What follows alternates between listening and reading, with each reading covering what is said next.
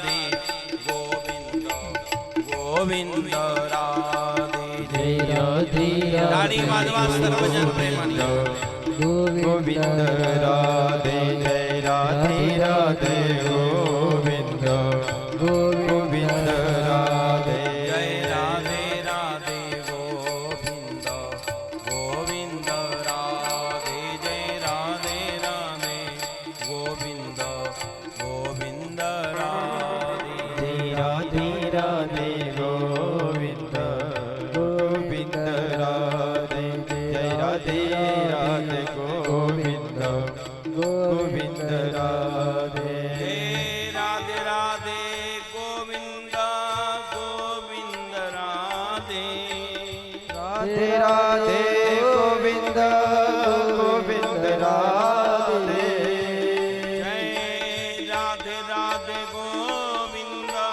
गोविंद राधे राधे राधे गोविंद गोविंद राधे राधे राधे गोविंद गोविंद राधे जय राधे राधे गोविंद गोविंद राधे जय राधे राधे गोविंद गोविंद राधे जय राधे राधे गोविंद गोविंद राधे गोविंद राधे जय जय गोपाल राधे गोविंद राधे जय जय गोपाल राधे गोविंद राधे जय जय गोपाल राधे गोविंद राधे जय जय गोपाल राधे जय राधे राधे गोविंद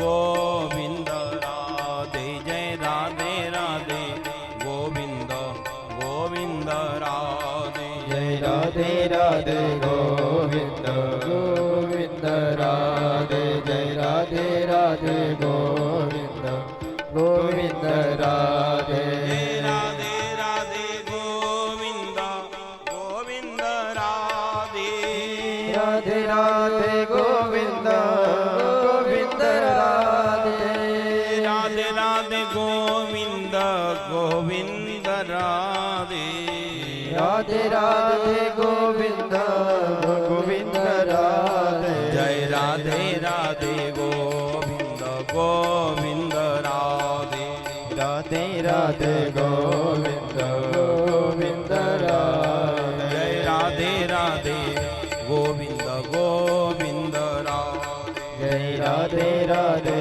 गोविंद गोविंद राधे गोविंद राधे जय जय गोपाल राधे गोविंद राधे जय जय गोपाल राधे गोविंद राधे जय जय गोपाल राधे गोविंद राधे जय जय गोपाल राधे जय राधे राधे गोविंद गोविंद राधे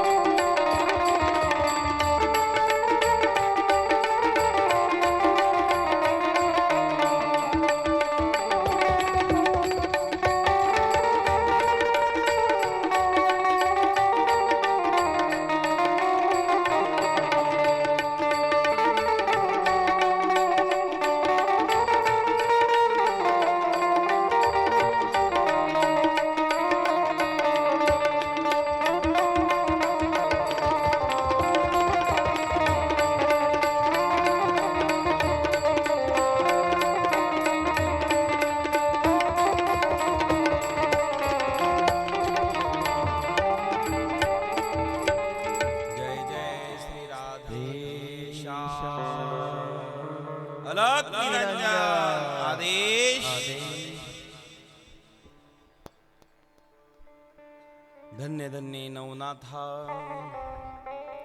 तुमच्या चरणी ठेवितो माथा.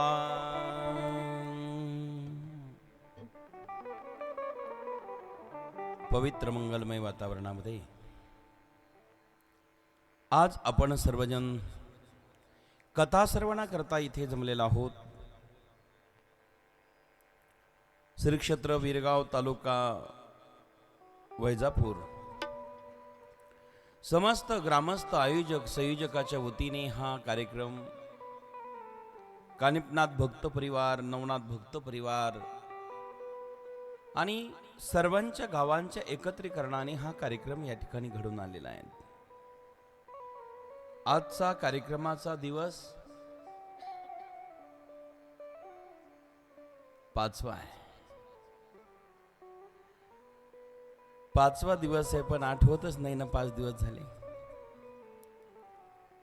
आता फक्त 2च दिवस कथा उरली. 3ऱ्या दिवशी काला आणि मग तुम्ही आमच्या इथून हाला असं तुम्ही म्हणा.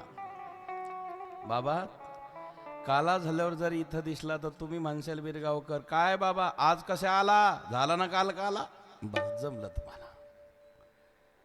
आज इथे 5वा दिवस आहे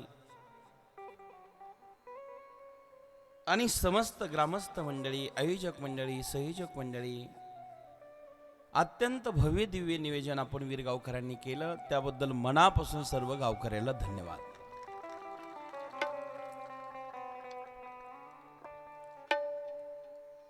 कालपर्यंत आपण सर्वांनी कथा भाग बघितलेला आहे.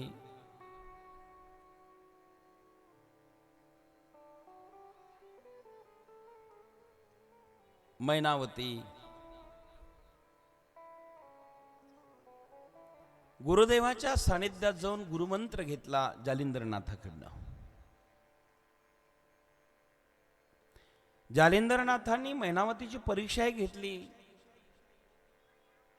पण त्या परीक्षेमध्ये परिपूर्ण उत्तीर्ण झाली ती मैनावती आहे. गुरु कधी कधी परीक्षा घेतात, त्यामध्ये जोपर्यंत उत्तीर्ण होत नाही तोपर्यंत गुरु कृपा करत नाही, हे ध्यानात ठेवा.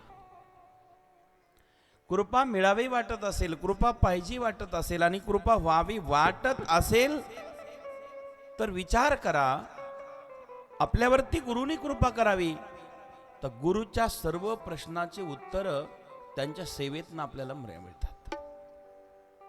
सेवा धर्मयुतम युमलमचलम सर्वधी साक्षीभूतम सेवा धर्मयुतम. सेवा असावी ती धर्माला अनुसरून असावी, धर्मयुक्त असावी आणि मग ती सेवा असावी, तेव्हा जीवन धन्य होतं. गुरुसेवा निर्मळ भागीरथी आणि गुरुकृपा निर्मळ भागीरथी. भागीरथी नदी गंगा जशी पवित्र आहे तशी गुरुची कृपा ही पवित्र आहे. जालिंदरनाथावरती कृपा झाली. जालिंदरनाथ महाराजांनी कृपा जी गुरुदेवा दत्ताकडनं आलेली तीच कृपा आज मैनावतीवरती केलेली आहे. म्हणजे आपल्याला जे मिळालं सेवितो हा रस वाटितो अनेका, घ्या रे होऊ नका रान भरी. जे मिळालेलं आहे ते दुसऱ्याला देत चला, तेव्हा जीवन धन्य होतं. आज मात्र जालिंदरनाथ महाराज कृपा करतात. मैनावती प्रसन्न आहे. कालपर्यंत इथपर्यंत कथाभाग आपण बघितलेला आहे. मैनावती आता दर्शन घेऊन आशीर्वाद घेऊन जाते आहे. असं करता करता बरेच दिवस गेले. हा जो आनंद होता पण तो फार काही टिकला नाही. कधी कधी आनंदही जास्त टिकत नाही, कधी कधी दुःखही जास्त टिकत नाही. म्हणून दुःखामध्ये नारद होऊ नका, आनंदामध्ये भाळून जाऊ नका, स्थिर प्रज्ञ राहा, तेव्हा जीवन धन्य होईल. आनंद आला भाळू नका, सुख आलं भरपळून जाऊ नका, दुःख आलं नर्वस होऊ नका. आपल्या गुरुला अर्पण करा, देवाला अर्पण करा, तेव्हा जीवन धन्य होईल. मय्यार्पित मनोर्बुद्धी यो मद्भक्त समे प्रियः यो न ऋष्यति न दुष्टेति न शोचति न कांक्षति शुभाशुभ परित्याग भक्तिमान मे समे प्रियः. या सगळ्या गोष्टी करता करता मायबापांना आपण विचार करा.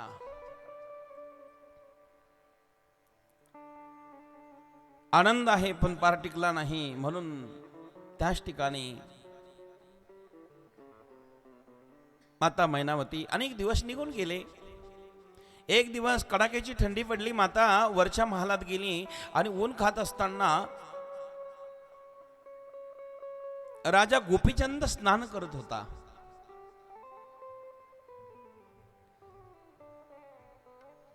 इथून तीनदा येऊ नका, वरती जाऊ नका. अलक निरंजन आदेश. आता सर्वांना सूचना आहे, कथा मी माझ्या वाणीला विराम दिली का मग सगळं काय नंतर करा. प्रेम से बोलो आदेश.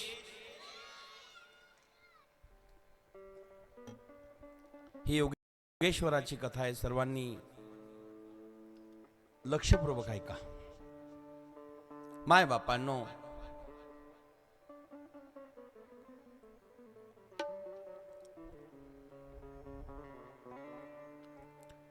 राजा गोपीचंद स्नान करत आहे आणि स्नान करता करता उष्णदक पाणी दाक्षिण्य आणून ठेवलेलं आहे आणि उष्णदक पाणी ठेवलेलं आहे. त्या ठिकाणी राजा स्नान करत असताना आईने वरतून बघितलं. राजा गोपीचंदाचा देह हळदीच्या सारखा सुंदर होता, पिवळा धमुक सुंदर होता.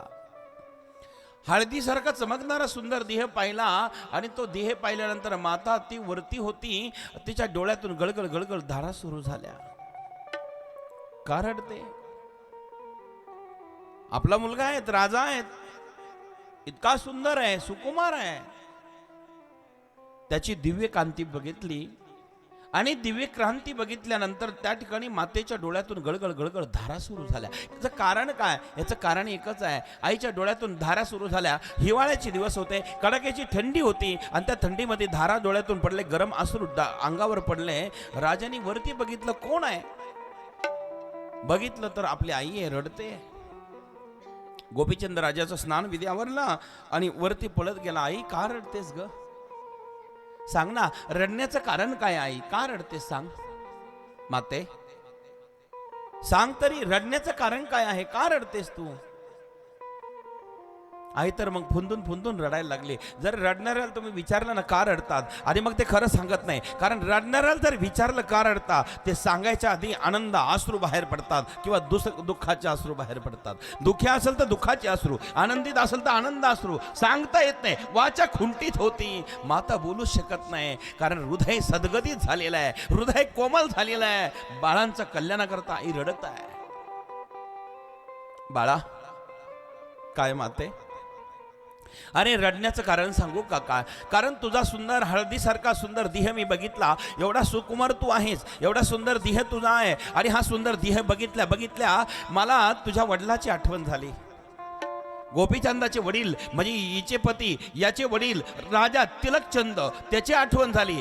तिलकचंदाची आठवण झाली. अरे तुझ्या वडिलाची मला आठवण झाली. का? तुझे वडीलही असे सुंदर होते रे. तू जसा सुंदर आहेस ना, तू इतका देखणा आहेस ना, तू सुंदर आहे ना, तसा तुझे वडीलही तसाच असणारे तुझ्यासारखे सुंदर होते. पण राजा, बाळा काय आई, त्यांच्यावर एक काळाने घाला घातला की नाही? त्यांना मरणमुखी पडावं लागलं की नाही? म्हणजे मरावाच लागलं. इथे जन्माला आलेला व्यक्ती मृत्यू लोकात आला की मरतोस ना बाळा, मग मरणारच आहेत ना. मग तसं तुझं तसं होऊ नये म्हणून मला चिंता आहे बाळा तुझी. याला आई म्हणता. माझे पती गेले पण आता मुलगा जाऊ नये, ही भूमिका जिची ती माया आहे. बाळा काय आई?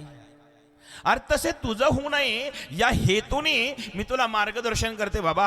आत्मकल्याण करून घे, आत्म उद्धार करून घे. जीवन हे दुर्लभ आहे. दुर्लभ मनुष्य देह देहिनम शनुभंगुरः तत्रापि दुर्लभ मन्ये वैकुंठम प्रियदर्शनम.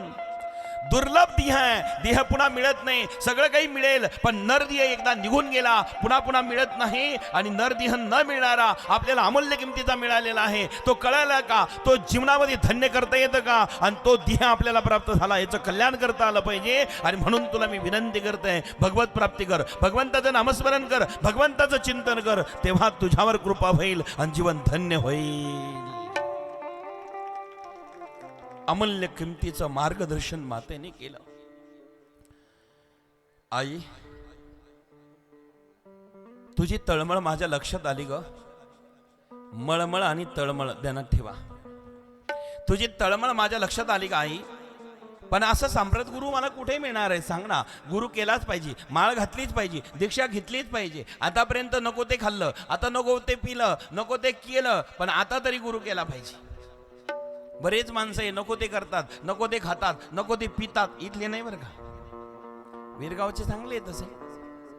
पण बरेच माणसं जे नको खायला ते खातात, जे नको ते प्यायला पितात. म्हणजे तुम्ही कबूलही झाले, बरं झालं. आज या ठिकाणी असे सांप्रत गुरु कुठं मिळणार आहे मला. मातेला आनंद झाला, माझ्या मुलावरती माझ्या बोलण्याचा परिणाम झाला, याचा अर्थ माझा मुलगा सुधारणार आहे. आईला अत्यंत आनंद वाटला. प्रेम से बोलो आदेश. माता प्रसन्न झाली. म्हटले बाळा, अरे तुला गुरु शोधण्याकरता कुठं जाण्याची गरज नाही. हा पर्व काळ आहे ना, गुरु आता कुठं शोधण्याची गरज नाही बाळा, कुठं जाण्याची गरज नाही बाळा, कुठं तुला इकडे तिकडे बघण्याची गरज नाही बाळा. कारण असे सांप्रत गुरु आपल्याच राज्यात आलेले आहे. त्यांचं नाव आहे जालिंदरनाथ महाराज. त्यांना तू गुरु करून घे.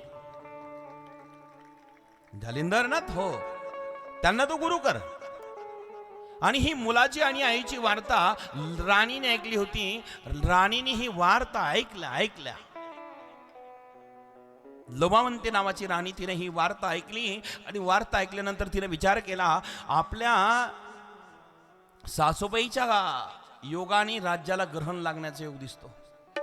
जर कदाचित आपला महाराज म्हणजे आपले पती जर दीक्षा घेतली, साधू झाले आणि जर राज्य सोडून निघून गेले तर राज्याला ग्रहण लागेल. म्हणजे सासूबाईचा वेळेत बंदोबस्त केला पाहिजे. लोभावंती राणीने आपल्या विचाराच्या 7 राण्यांना एकत्र केलं. नीट लक्ष द्या, 7 राण्यांना एकत्र केलं, आपल्या गटामध्ये सामील करून घेतलं आणि सांगितलं, हे बघा सासूबाईचं कारस्थान कसं आहे, सगळं काही पटवलं. त्या 7 राण्या ज्या आहेत, त्या 7 राण्याला पटल्या त्या 7 राण्या हिच्याशी एकमत झाल्या. परिणाम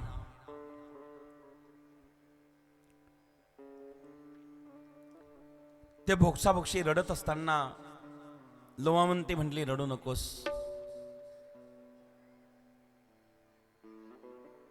त्या राण्या रडतात ना, बाकीचे जावा का जावाच आहे त्या सौती.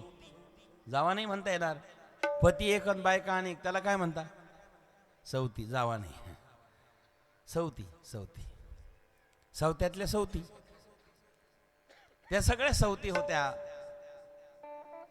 7 राण्यांना एकत्र केलं, आपल्या गटामध्ये सामील करून घेतलं आणि सांगितलं की आता वेळीच सावध व्हा, नाहीतर आपले पती महाराज गेलेच समजा. आता कोणत्या बायकोला असं वाटतं माझा नवरा साधू व्हावा, माझा नवरा भक्त व्हावा आणि माझ्या नवऱ्याने देव करावा. परिणाम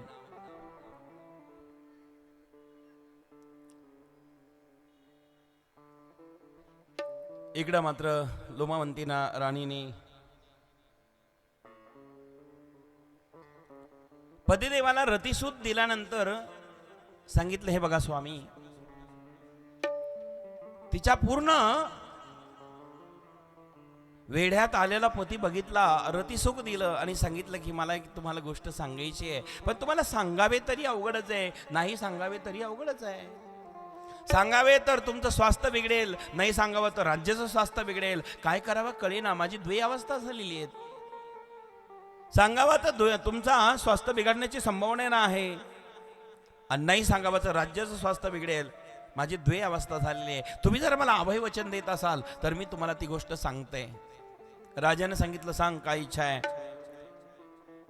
पती पत्नीत कुठला भेद नसतो, सांग ना काय इच्छा आहे.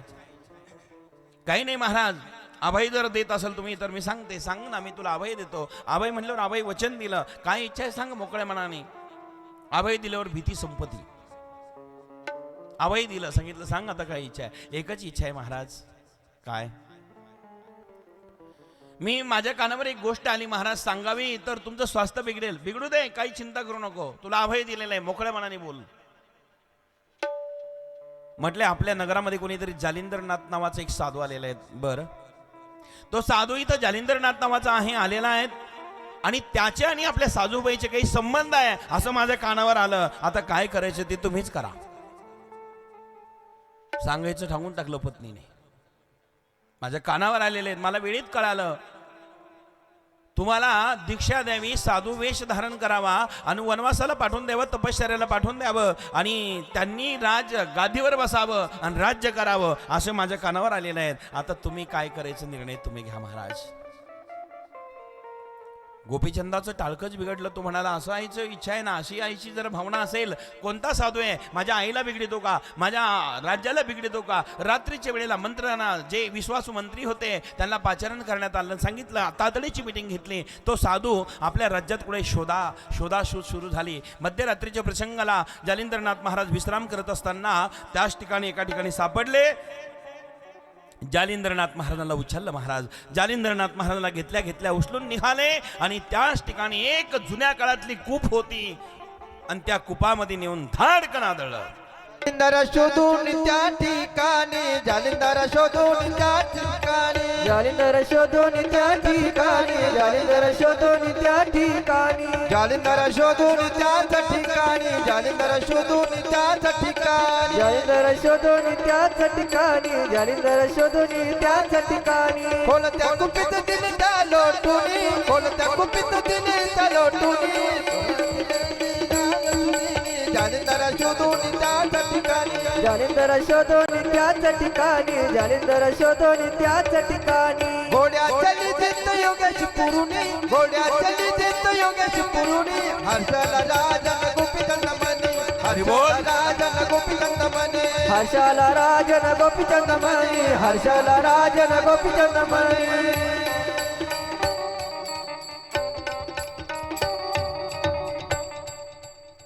आदेश, प्रेम से बोलो आदेश.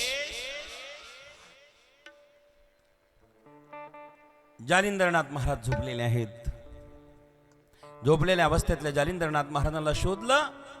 सैनिकांनी जालिंदरनाथाला उचललं आणि त्याच ठिकाणी कुपीत होते, अर्थात जुन्या काळातली विहीर कूप. त्यामध्ये धाडकन आदळलं आणि घोड्याच्या लिदीनं पुरून टाकलं. घोड्याच्या लिदीमध्ये त्या ठिकाणी पुरल्यानंतर माय बापांनो,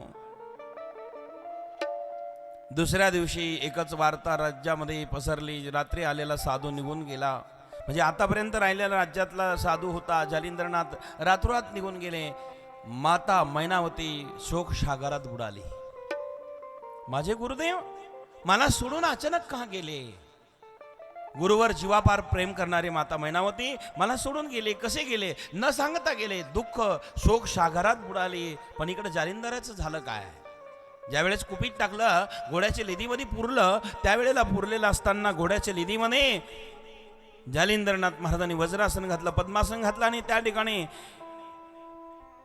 आकाश अस्त्र भोवताला निर्माण करून आकाश अस्त्राने आणि मध्ये वज्रासन त्या ठिकाणी टाकलेलं आहे. वज्रास्त्राचा प्रयोग केला. आकाश अर्थ भोवतीला घातलेला आहे आणि कुपीत बडू नये. कुपीत खाली दडल्यानंतर पडल्यानंतरही जालिंदरनाथ महाराज सुरक्षित आहे. आकाश अर्थ म्हणजे भोवताला काही स्पर्शच नाही त्या घोड्याच्या लिदीचा. आकाश आरसाना नाही, ही शक्ती ज्यांच्याकडे होती. कुपीत पडले तरी कुठला त्रास नाही. परिणाम कुपीत पडले त्या जालिंदर, कुपीत पडले वेळले जालिंदर, कुपात पडते वेळी जालिंदर, कुपात पडते वेळी जालिंदर. वज्राश्रमंते जपता सत्वर, वज्राश्रमंत्राते जपता सत्वर, वज्राश्रमंत्राते जपता सत्वर. वज्रास्त्राचा जप केला, सत्वर जप केला माय बापांनो. आणि आता कुपीत पडू नये ते स्थिर आहेत. दिवस अनेक निघून गेले.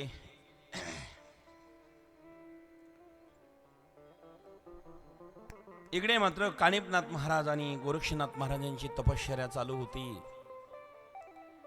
जानवीच्या तीरी बद्रिकावनांतरी, जानवीच्या तीरी बद्रीवनांतरी, योगी तपकरी दोनी नाथ, योगी तपकरी दोनी नाथ. जानवीच्या तीरे बद्रीवनातरी जान्हवीच्या तेरे बद्रीवनातरी योगी तपकारी दोन्ही नाथ सगळेजण मनात टाळी वाजवा. योगी संगीताचा माझा आवाज तपकारी कमी. दोन्ही नाथ जान्हवीच तीरी बद्रीवनांतरी जान्हवीच तीरी बद्रीवनांतरी योगी तपकरी दोन्ही नाथ योगी तपकरी दोन्ही नाथ जान्हवीच्या तीरे बद्रीवनातरी जान्हवीच्या तीरे बद्रिका वनामध्ये हिमालय क्षेत्रामध्ये बद्रिका वनामध्ये दोन योगी तप करतात. एक कालिपनाथ एक गोरक्षनाथ दोन योगी दोन्ही नाथ योगी तपकारी दोन्ही नाथ गोरक्षे कानीप 12 वर्ष तप गोरक्षे कानी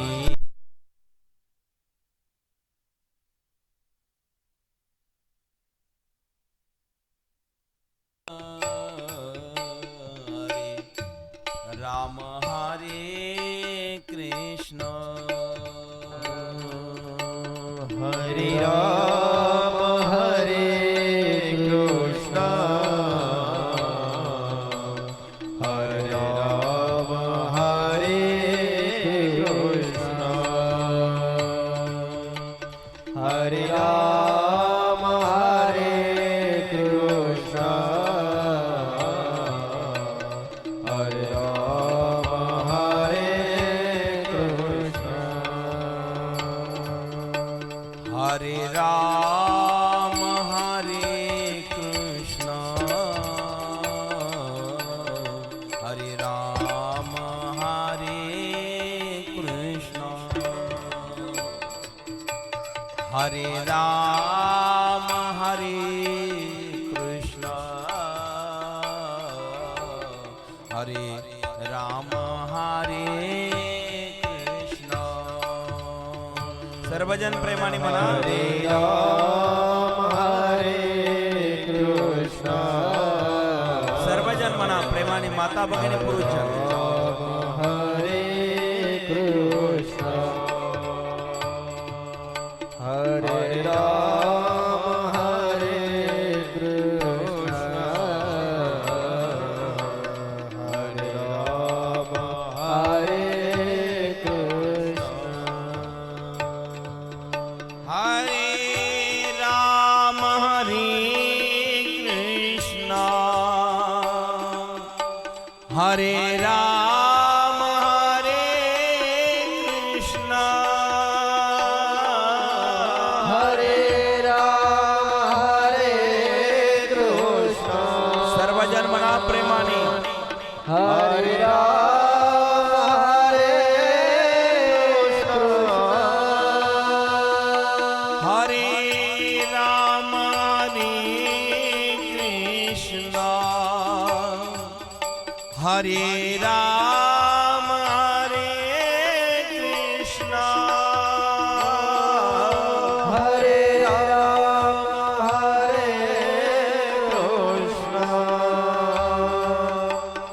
हरे राम हरे कृष्ण हरे राम हरे कृष्ण हरे राम हरे कृष्ण हरे राम हरे कृष्ण हरे राम हरे कृष्ण सर्व म्हणा प्रेमाने राम हरे कृष्ण हरे बोल बोल बोल हरे राम हरे कृष्ण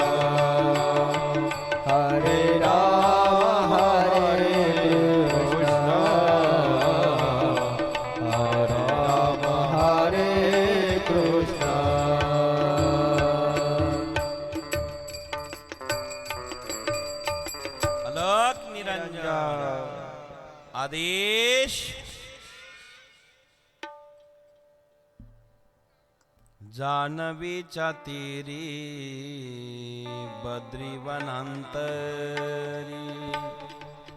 जानवीच्या तीरी बद्रीवनांतरी, योगी तपकरी दोन्ही नाथ, योगी तपकरी दोन्ही नाथ, गोरक्षे कानिफ 12 वर्ष तप, अज्ञानाचा लोप पावला, अलग निरंजन आदेश. त्या जानवी नदीच्या काठावरती तपश्चर्या चालू असताना दोन्ही नाथ आहे. एक गोरक्षनाथ, दुसरे कानिफनाथ. तपश्चर्या सुरू आहेत आणि तपश्चर्या करत असताना त्या ठिकाणी दोघांना तपश्चर्या करताना तपास नाही, आपण दोघे इथे आहोत. दोघांची पूर्ण तपश्चर्या झाली आणि मग दोघे आपल्या गुरुच्या शोधीसाठी शोधार्थ निघाले.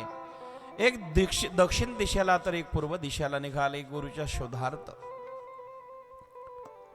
जाता जाता जाता जाता गुरुच्या शोधार्थात निघालेले शिष्य कानिफनाथ महाराज यात्रा करत करत करत करत करत करत अनेक ठिकाणी जात होते.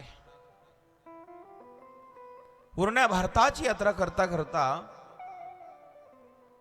गुरुला शोधण्यासाठी निघाले.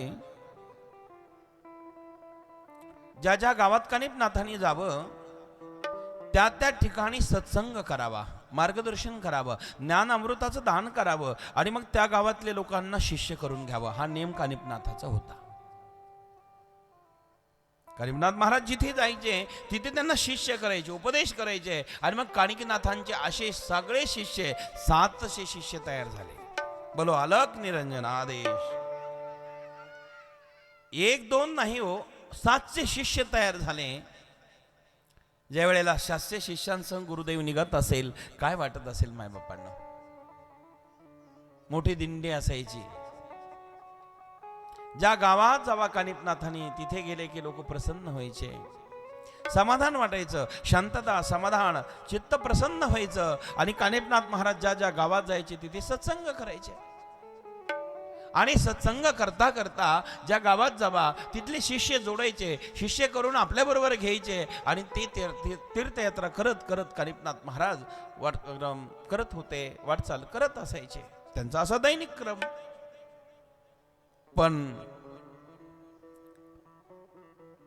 यात्रा करता करता गुरुच्या शोधार्थ निघाले. ते श्रीराज्याच्या सीमेवर जाऊन पोहोचले. श्रीराज्याच्या सीमेवर गेल्यानंतर त्याच ठिकाणी श्रीराज्यात मध्ये एकही पुरुष तिथे कोणी जिवंत राहू शकत नव्हता, कारण राज्य स्त्रियांचं आहे. कानिफनाथ महाराज यात्रा करत निघालेले आहेत. श्रीराज्यात गेले, जाण्याकरता निघाले, पण तिकडे जाताना सीमेवर जाऊन थांबले. कारण वार्ता अशी होती, श्रीराज्यात जो कोणी जाईल जिवंत राहू शकणार नाही. पुरुषाला मज्जाव आहे तिथे, एकही पुरुष जिवंत राहू शकत नाही, म्हणून कोणी पुरुष जात नव्हतं, धाडस करत नव्हतं. आता कानिफनाथ महाराज सीमेवर आले. म्हटले आपल्या गुरुला सगळीकडे शोधलं पण गुरु सापडले नाही. एकच राज्य राहिलं ते स्त्रियांचं. तिथे जाऊन बघू जालिंदरनाथ आहे का. याला तळमळ म्हणतात. परिणाम गुरुच्या शोधार्थ निघालेले बाकीचे शिष्य म्हटले का रे, ज्या राज्यात गेल्यानंतर स्त्रियांच्या राज्यात जर एक पुरुष टिकत नसेल, एकही माणूस टिकत नसेल आणि जिवंत राहत नसेल आणि आपण जर गुरुच्या समवेत गेलो तर मेलोच समजा. मग अशा गुरुच्या नादी लागण्यापेक्षा चला आपण संसार बघू, चला वीरगावला. परिणाम असा झाला, बाकीचे शिष्य मात्र शंका घेऊ लागले. गुरु संगतीत असताना सुद्धा काही माणसं तसेच आहे, गुरुच्या जवळही राहतील, गुरुच्या संगतीत राहतील, पण शंका घेतील. पण इथे जालिंदरनाथ कानिफनाथ महाराज महान योगी आहे, पण त्यांच्या संगचे शिष्य कुजबुज करू लागले. जर आपण गेलो मेलो तर संपलं सगळं. मग त्यापेक्षा जाऊ द्या, काय नादी लागता गुरुच्या, देव सोडून. बाकी सगळे शिष्य 700 शिष्य होते, सगळ्यांची चर्चा कुजबूज सुरू झाली आणि त्या ठिकाणी 7 मात्र निष्ठावान होते. 7 त्याच्यातले काही असतात ना, सगळे सारखे नसतात. 7 निष्ठावान होते. ते म्हणले मेलो तरी चालेल पण गुरुला सोडायचं नाही, गुरुची भक्ती सोडायची नाही, भगवंताचं नामस्मरण सोडायचं नाही. माय बापांनो, सगळ्या शिष्यांची कुजबूज बघितल्या कानिफनाथ महाराजांनी अभिमंत्रित केलेले भस्म चिमूटभर फेकलं आणि श्रीराज्याची दिशा सोडून तिन्ही दिशा भारवून टाकल्या आणि 700 होते, 700 पळाले, 7च राहिले महाराज. 7च राहिले 700 पळाले, स्पर्शाले रुतले सीमेवरी, स्पर्शाचे रुतले सीमेवरी, अरे बोल. स्पर्शाचे रुतले सीमेवरी. 7च राहिले 700 पळाले, स्पर्शाचे रुतले सीमेवरी, स्पर्शाचे रुतले सीमेवरी, स्पर्शाचे रुतले सीमेवरी. 7च राहिले 700 पळाले, स्पर्शाचे रुतले सीमेवरी. 7च राहिले 700 पळाले, स्पर्शाचे रुतले सीमेवरी. 7च राहिले 700 पळाले, स्पर्शाचे रुतले सीमेवरी, स्पर्शाचे रुतले सीमेवरी, स्पर्शाचे रुतले सीमेवरी. 7च राहिले 700 पळाले, स्पर्शाचे रुतले सीमेवरी, स्पर्शाचे रुतले सीमेवरी, स्पर्शाचे रुतले.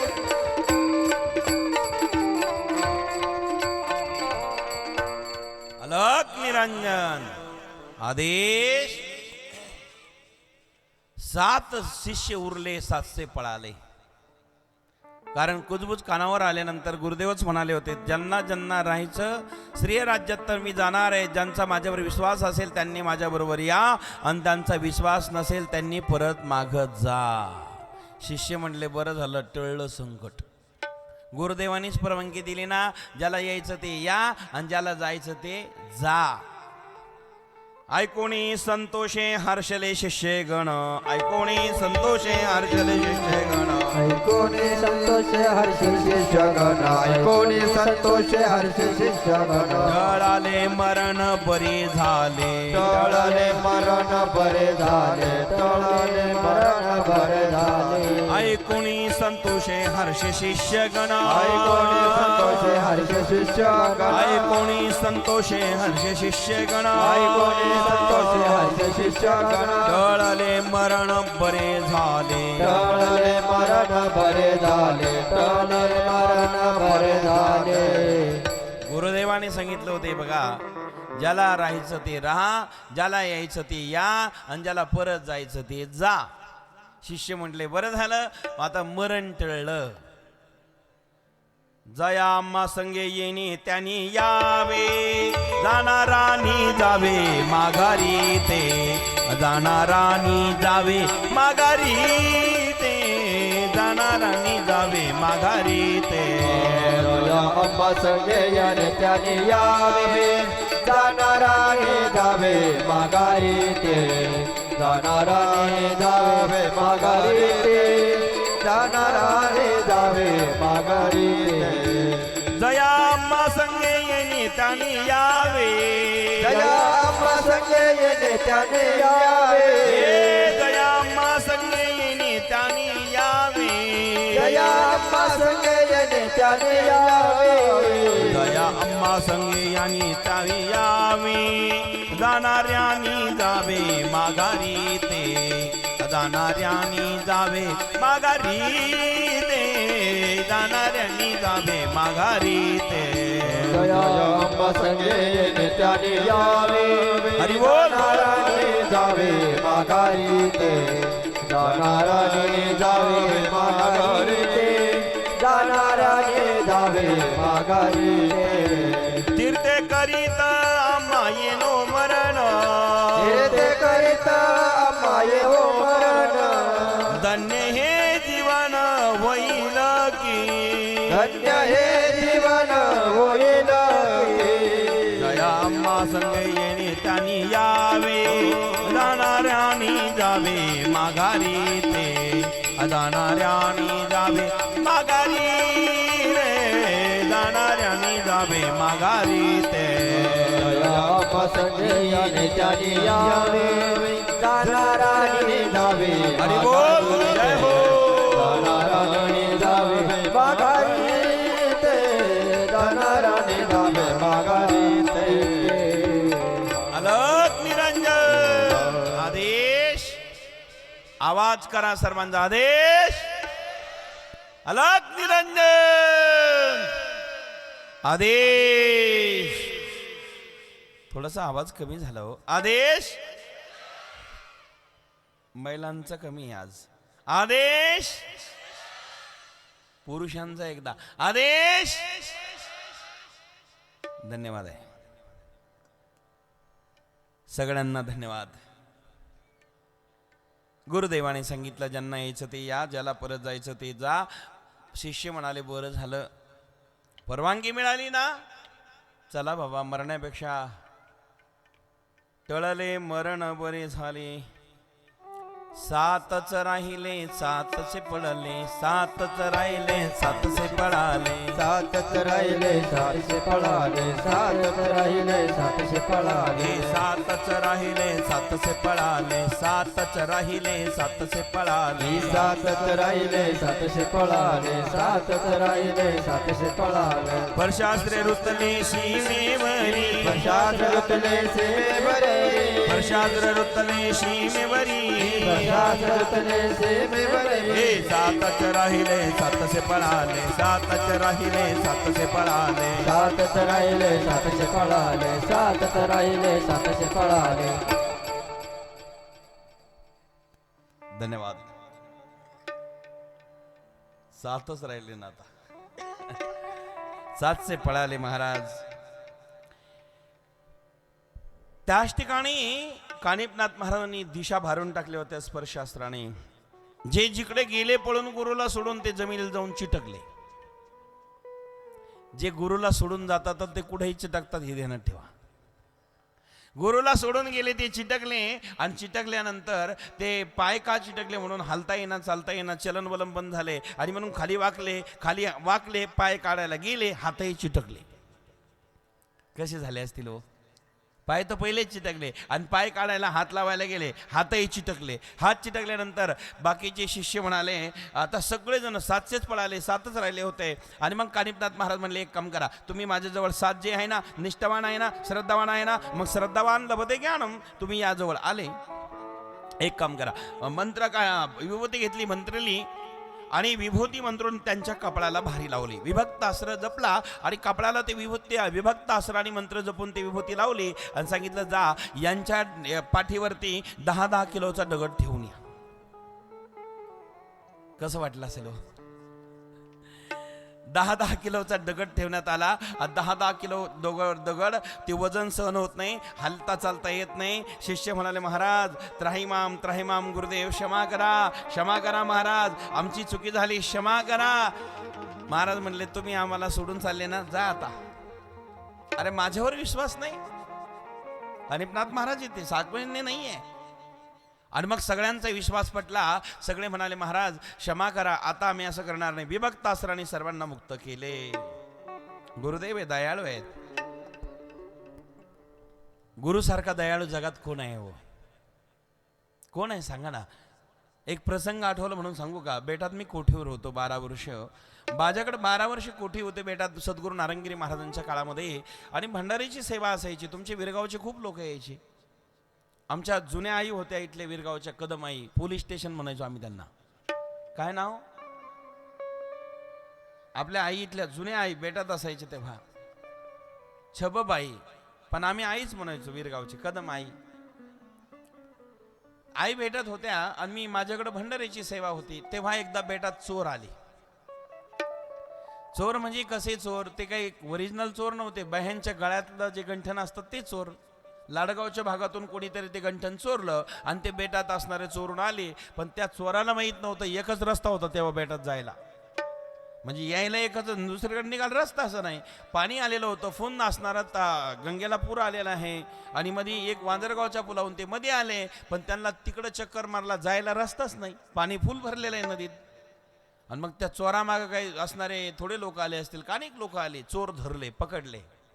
चोरांची काय पूजा केली असेल का त्यांनी, पकडले त्यांनी, लोकांनी प्रसाद दिला, सगळं काही झालं आणि बाबांच्या समोर आणलं. महाराज म्हणले सोडा त्यांना. कोणाला सोडा? चोराला सोडा. अहो महाराज हे चोर आहे म्हटले, म्हणूनच म्हणतो सोडा. अहो चोर आहे महाराज, चोरी केली, अरे द्या सोडून.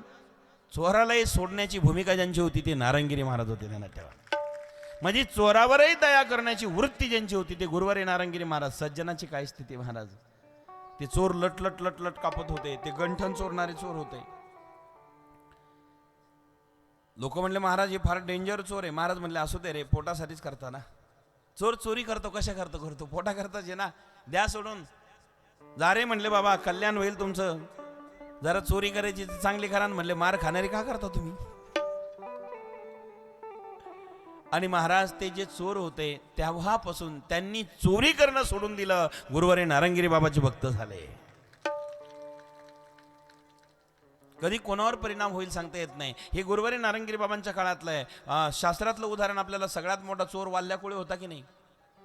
वाल्याकोळासारखा कोण चोर आहे महाराज, कोण पापी आहेत? नारदाची भेट झाली, त्यांनी सोडून दिलं, राम नाव म्हणला, राम आला नाही, मरा म्हटला, मरा मरा म्हणून उद्धार झाला. वाल्याचा वाल्मिक ऋषी झाला, त्यांनी रामायण लिहिलं. हे नारदाची कृपा आहे.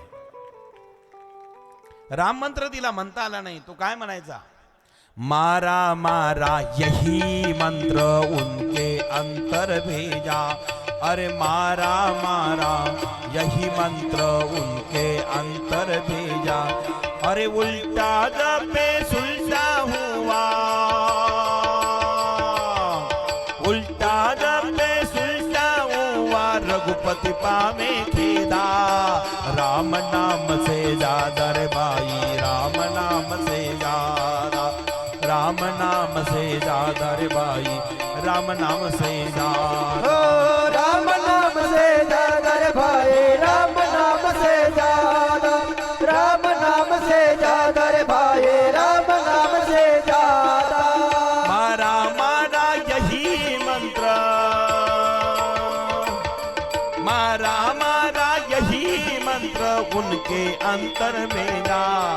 राम नाम से ज्यादा रे भाई, राम नाम से ज्यादा, राम नाम से ज्यादा रे भाई, राम नाम से ज्यादा.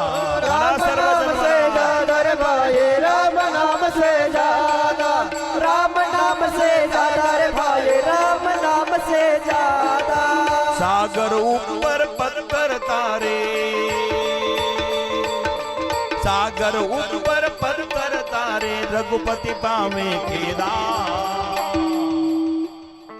ए राम नाम से ज्यादा रे भाई, राम नाम से ज्यादा, राम नाम से ज्यादा रे भाई, राम नाम से ज्यादा. राम नाम से ज्यादा रे भाई, राम नाम से ज्यादा, राम नाम से ज्यादा रे भाई, राम नाम से ज्यादा. वाल्या था सो हुआ वाल्मीकि, वाल्या था सो हुआ वाल्मीकि, भेटी भई नारदा. राम नाम से ज्यादा रे भाई, राम नाम से ज्यादा, राम नाम से ज्यादा रे भाई, राम नाम से ज्यादा. राम नाम से ज्यादा रे भाई, राम नाम से ज्यादा, राम नाम से ज्यादा रे भाई, राम नाम से ज्यादा. मारा मारा यही मंत्र, मारा मारा यही मंत्र उनके अंतर में जा. मारा मारा यही मंत्र, मारा मारा यही मंत्र उनके अंतर भेजा. अरे उल्टा जपे सुलटा हुआ, रघुपति पावे खेदा. हे राम नाम से ज्यादा रे भाई, राम नाम से ज्यादा, राम नाम से ज्यादा रे भाई, राम नाम से ज्यादा. जय हो. राम नाम से ज्यादा रे भाई, राम नाम से ज्यादा, राम नाम से ज्यादा रे भाई राम नाम से ज्यादा अलग निरंजन आदेश. सगळ्यात मोठा चोर होता वाल्या कोळी. संत नारद भेटले, राम मंत्र दिला. राम म्हणता नाही आलाय, मारा मारा म्हणायचा. मरा मरा यही मंत्र उनके अंतर भेजा. मरा बर का, राम नाही, राम आलंच नाही त्याला. मरा मरा यही मंत्र उनके अंतर भेजा. अरे उल्टा जपे सुलटा हुआ, उल्टा जपे सुलटा हुआ, रघुपति बावे खेदा. राम नाम से ज्यादा रे भाई, राम नाम से ज्यादा, राम नाम से ज्यादा रे भाई, राम नाम से ज्यादा. झालंय ना, धन्यवाद. मरा शब्द येत होता. राहुलजी, राम नाही आलं त्याला. मरा मरा यही मंत्र उनके अंतर भेजा. अरे उल्टा जपे सुलटा हुआ, रघुपति पावे खेदा. लखनगिरी खेदा. उल्टा जपे सुलटा हुआ, रघुपति पावे खेदा. राम नाम से ज्यादा रे भाई, राम नाम से ज्यादा. धन्यवाद. राम नावापेक्षा, रामापेक्षा रामाचं नाव श्रेष्ठ आहे. राम नाम से राम नाम से ज्यादा रे भाई, राम नाम से ज्यादा. अर्थ लक्षात घ्या. रामापेक्षा रामाचं नाव जादा महत्वाचं आहे. कधी कधी सृष्टीचा पक्षवाला एका ठिकाणी बसलेला असतो, त्याच्या नावावर पक्ष चालतो. माणसापेक्षा नाव महत्वाचं आहे ना. मग तसा राम नाम से ज्यादा रे भाई, राम नाम से ज्यादा. बस अर्थ वाढेल, वेळ जाईल आपला. माझा मुद्दा काय, चोर आला त्याच्यावर दया करतात ते संत नारंगिरी महाराज झाले. आपल्याला गुरु मिळाले, भाग्य आपला. आज मात्र सगळ्या शिष्यावरती दया केली. कानिपनाथ महाराजांनी विभक्त आसराने मुक्त केले. आणि मग मात्र निर्भय होऊन आता मध्ये जात असताना, श्री राज्यामध्ये प्रवेश करताना, गोरक्षनाथ त्या ठिकाणी श्री राज्यामध्ये प्रवेश करताना गुरुच्या शोधार्थ कानिपनाथ महाराज निघाले. आता सर्व शिष्यगण आहेत. जाता जाता माय बाप्पांनो,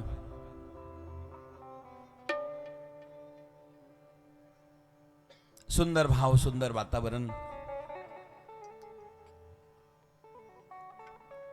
परशास्त्राने सर्व दिशा भारून टाकल्या त्यांनी.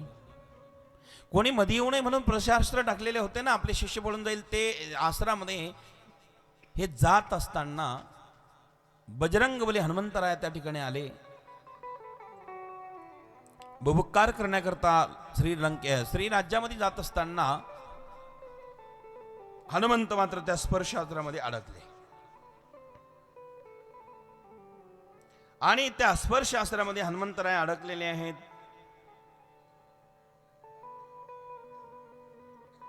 त्यांनी ते जुमवलं नाही, अस्त्र तोडले, पुढे गेले. हे कोणी केलेलं असावा? मग तिकडे सगळ्या साधूंची जत्था दिसली. यांच्यापैकी कोणीतरी या सीमेवरती परशास्त्र टाकलेलं असावे.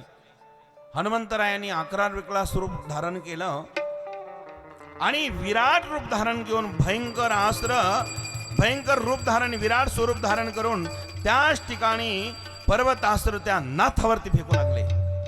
विराट रूप धारण करून. विराट स्वरूप घेई भयंकर, विराट स्वरूप घेई भयंकर, विराट स्वरूप घेई भयंकर, विराट स्वरूप घेई भयंकर. फेकिनाथावर पाषाण ते, फेकिनाथावर पाषाण ते, फेकिनाथावर पाषाण ते. विराट स्वरूप घेई भयंकर, विराट स्वरूप घेई भयंकर, विराट स्वरूप घेई भयंकर, विराट स्वरूप घेई भयंकर. फेकिनाथावर पाषाण ते, फेकिनाथावर पाषाण ते, फेकिनाथावर पाषाण ते. विराट रूप धारण हनुमंताने केलं. मोठे मोठे डोंगर उचलून आणले, नाथावर ते फेकण्याकरता धाडकन आदळणार. सगळे शिष्य घाबरले, पळपळा सुरू झाली आणि इकडे तिकडे सैरावैरा धावू लागले, पळू लागले. घाबरलेले शिष्य बघून कानिपनाथ म्हणाले, घाबरू नका, अरे घाबरू नका, संकट आलेले, घाबरू नका. कानिपनाथाचं बजरंगबलीचं घनघोर युद्ध त्या ठिकाणी झालं. अस्त्राप्रती अस्त्र एकूणाचे टाकू लागले. कानिपनाथ सामान्य नाही, बजरंगबली हनुमान आहे. हनुमान वज्र हृदय मारुती राय आहे, बजरंगबली आहे, हनुमान आहे. आणि त्याच ठिकाणी अस्त्रावरती अस्त्र टाकताना माय बापांनो कानिपनाथ महाराज तिकडून त्या ठिकाणी भस्म फेकताय, अस्त्र टाकताय. हनुमंतराय गजानी चुर करताय आणि अनेक पर्वत त्या ठिकाणी आणले. पर्वतावर पर्वत आदळू लागले, पर्वतांची टक्कर होऊ लागली, अनेक पर्वतांचं पीठ होऊ लागलं. घनघोर युद्ध दोघांचं झालं. आणि त्याच ठिकाणी कानिपनाथ महाराजांनी आता त्याच ठिकाणी एक अस्त्र लागलं, परशास्त्र मारलं, मारुतीरायाला धाडकन घरी आदळलं. अग्निवायू इंद्र कालिका श्राते, अग्निवायू इंद्र कालिका श्राते, अग्निवायू इंद्र कालिका श्रे, अग्निवायू इंद्र कालिका श्रते, अग्निवायू इंद्र कालिका श्राते, अग्निवायू इंद्र कालिका श्राते, अग्निवायू इंद्र कालिका श्रते, अग्निवायू इंद्र कालिका श्रते. बंदे बंदना मारुतीसी, बंदे बंदना मारुतीसी, श्राते कालिका श्राते, अग्निवायू इंद्र कालिका श्राते, अग्निवायू इंद्र कालिका श्रते, अग्निवायू इंद्र कालिका श्रते. बंद करो, शर्म नहीं आती तुम्हें? युको थोड़ा कभी दे. बंद करो.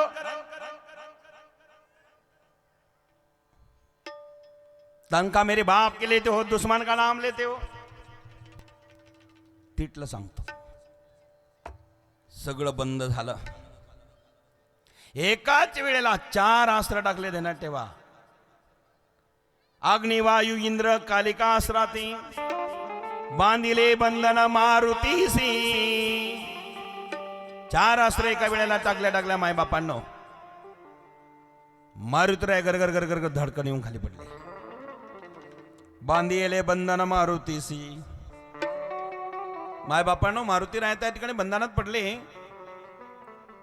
आता या संकटातून कोण आपल्याला सोडवणार आहे? आपल्या पप्पा शिवाय. मी आधी बोललो होतो 2-4 दिवसापूर्वी, संकटात वडीलच कामाला येतात. आजही वडिलाची आठवण केली मारुतीरायाने. पार्थिवायो पिता नाथा विनविता, पार्थिवायो पिता नाथा विनविता, पार्थिवायु पिता नाथ विनविता, पार्थिवायु पिता नाथ विनविता, पार्थिवायो पिता नाथा विनविता, पार्थिवायो पिता नाथा विनविता, पार्थिवायु पिता नाथ विनविता, पार्थिवायु पिता नाथ विनविता. अलग निरंजन आदेश. पार्थिवायो पिता नाथा विनविता. दोघांची मित्रता घडविली, दोघांची मित्रता घडविली. त्या ठिकाणी वायुदेव आणि समुद्र आले. दोघांनी समजूत काढली. बजरंगबली तू सगळ्यांच्या नादी लाग, पण यांच्या नाथांच्या नादी लागू नको. हनुमंता लय वेळेत झालं बाबा. आता हे कान फाडे दिसले ना तुला, तू यांच्या नादी लागू नको. समुद्र आणि वायुदेवानी मध्यस्थी करून दोघांचं सख्य घडविलं, दोघांची मित्रता घडविली.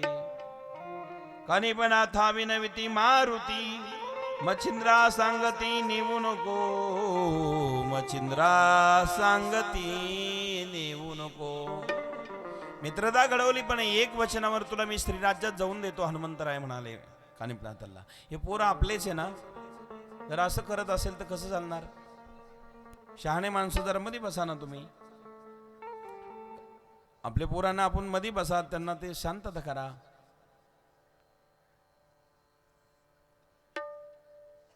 अलग निरंजन आदेश. परिणाम मायबाप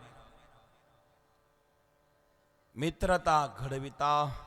दोघांची मैत्री झाली आणि दोघांची मैत्री झाल्यानंतर अत्यंत आनंद आहे, समाधान आहे. परिणाम असा मायबापांनो, श्री राज्यात जाण्याची परवानगी मी देतो, पण तू मच्छिंद्राला जर आणणार नसेल आणि नेणार नसेल तुझ्या संगतीत तर मी जायला परवानगी देतो. कानिपनाथ म्हणाले, मच्छिंद्रनाथाशी माझा काही संबंधच नाही, श्री राज्यातून मिळणार नाही त्यांना, माझे गुरु जालिंदरनाथ असले तरच घेऊन जाईल. हनुमंत म्हटले, मग टेन्शन नाही. जालिंदरनाथ तिथे आलेच नाही, परवानगी मिळाली. माय बाप्पांनो, कार्यकर्ते मंडळी पोरांचं बंदोबस्त करा, मगच पुढे होईल. तुम्ही संयोजक अशी मध्ये जागीच बसा ना, लहान पोरं येते. हरे राम राम राम सीता राम राम राम, हरे राम राम राम सीता राम राम राम, हरे राम राम राम सीता राम राम राम, हरे राम राम राम सीता राम राम राम, हरे राम राम राम सीता राम राम राम, हरे राम राम राम सीता राम राम राम, हरे राम राम राम सीता राम राम राम, हरे राम राम राम सीता राम राम राम, हरे राम राम राम सीता राम राम राम, हरे राम राम राम सीता राम राम राम, हरे राम राम राम सीता राम राम राम, हरे राम राम राम सीता राम राम राम,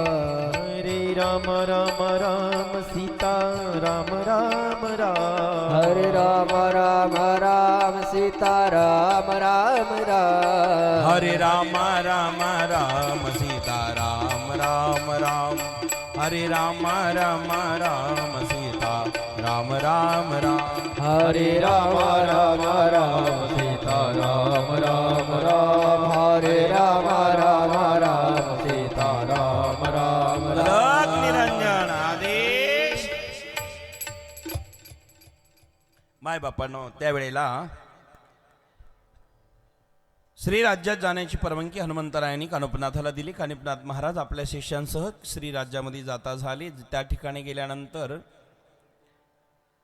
मैनावती आणि मच्छिंद्रनाथ महाराजांनी कानिपनाथाला बघितलं. त्या ठिकाणी विविध प्रकारचा संवाद झाला.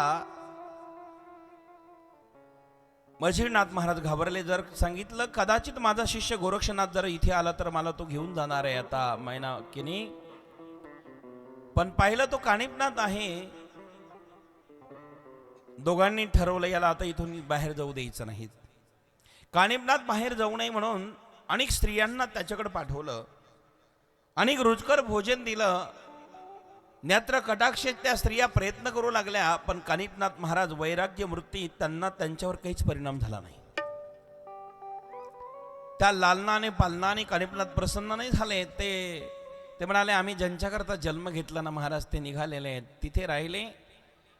काही दिवसांनी कानिपनाथ महाराज परवानगी घेतात. मच्छिंद्रनाथांची स्त्री राज्यातून पुन्हा परत येतात. हेला पट्टणामध्ये जात असताना कानिपनाथ महाराज गुरुच्या शोधार्थात निघाले. इकडं काय झालं, गोरक्षनाथही आपल्या गुरुच्या शोधार्थात निघालेले आहेत. घनघोर अरण्यात कानिपनाथ गेलेले आहेत. शिष्य आहे समवेत. बरोबर 8:30 वाजता गोरक्षनाथ महाराज आता गुरुला शोधायला निघाले. 8:30 वाजता गुरुच्या शोधार्थात माता बास गोरक्षनाथ निघाले. आतापर्यंत कानिपनाथ होते, आता गोरक्षनाथ निघाले. पण जाता जाता जाता गोरक्षनाथ महाराज अनेक ठिकाणी गेले. पंजानगरीमध्ये आले, हेलापट्टणीमध्ये. हेलापट्टणात आल्यानंतर गोरक्षनाथ महाराज त्या ठिकाणी गुरुच्या शोधार्थात निघाले. चौकशी करत असताना माझे गुरु कोणी बघितले का, पाहिले का, सांगा ना कोणीतरी.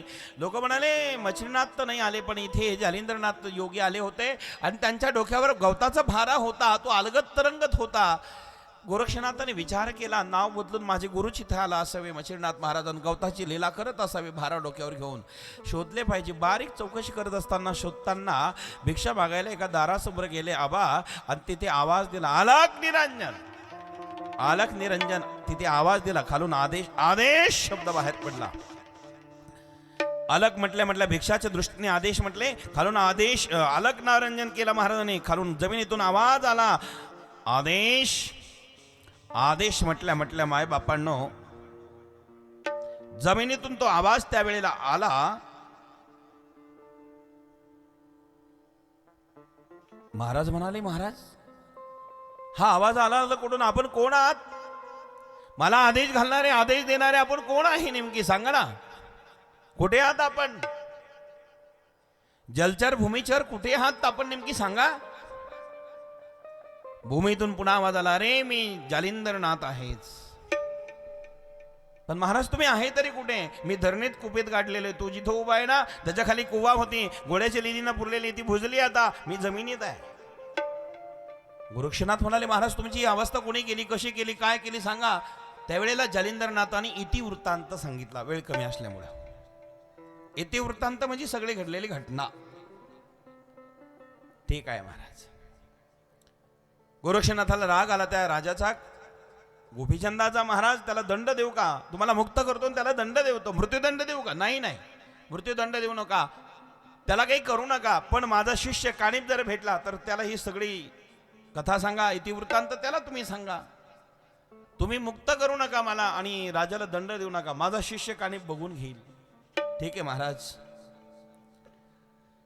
त्या गावातून गोरक्षनाथ महाराज निघाले. जाता जाता श्री राज्याच्या सीमेवरती येत असताना घनघोर अरण्यामध्ये तिकडनं जालिंदरनाथ येतात, इकडनं कानिपनाथ येतात. दोघांची भेट एका जंगलामध्ये झाली, वनामध्ये झाली.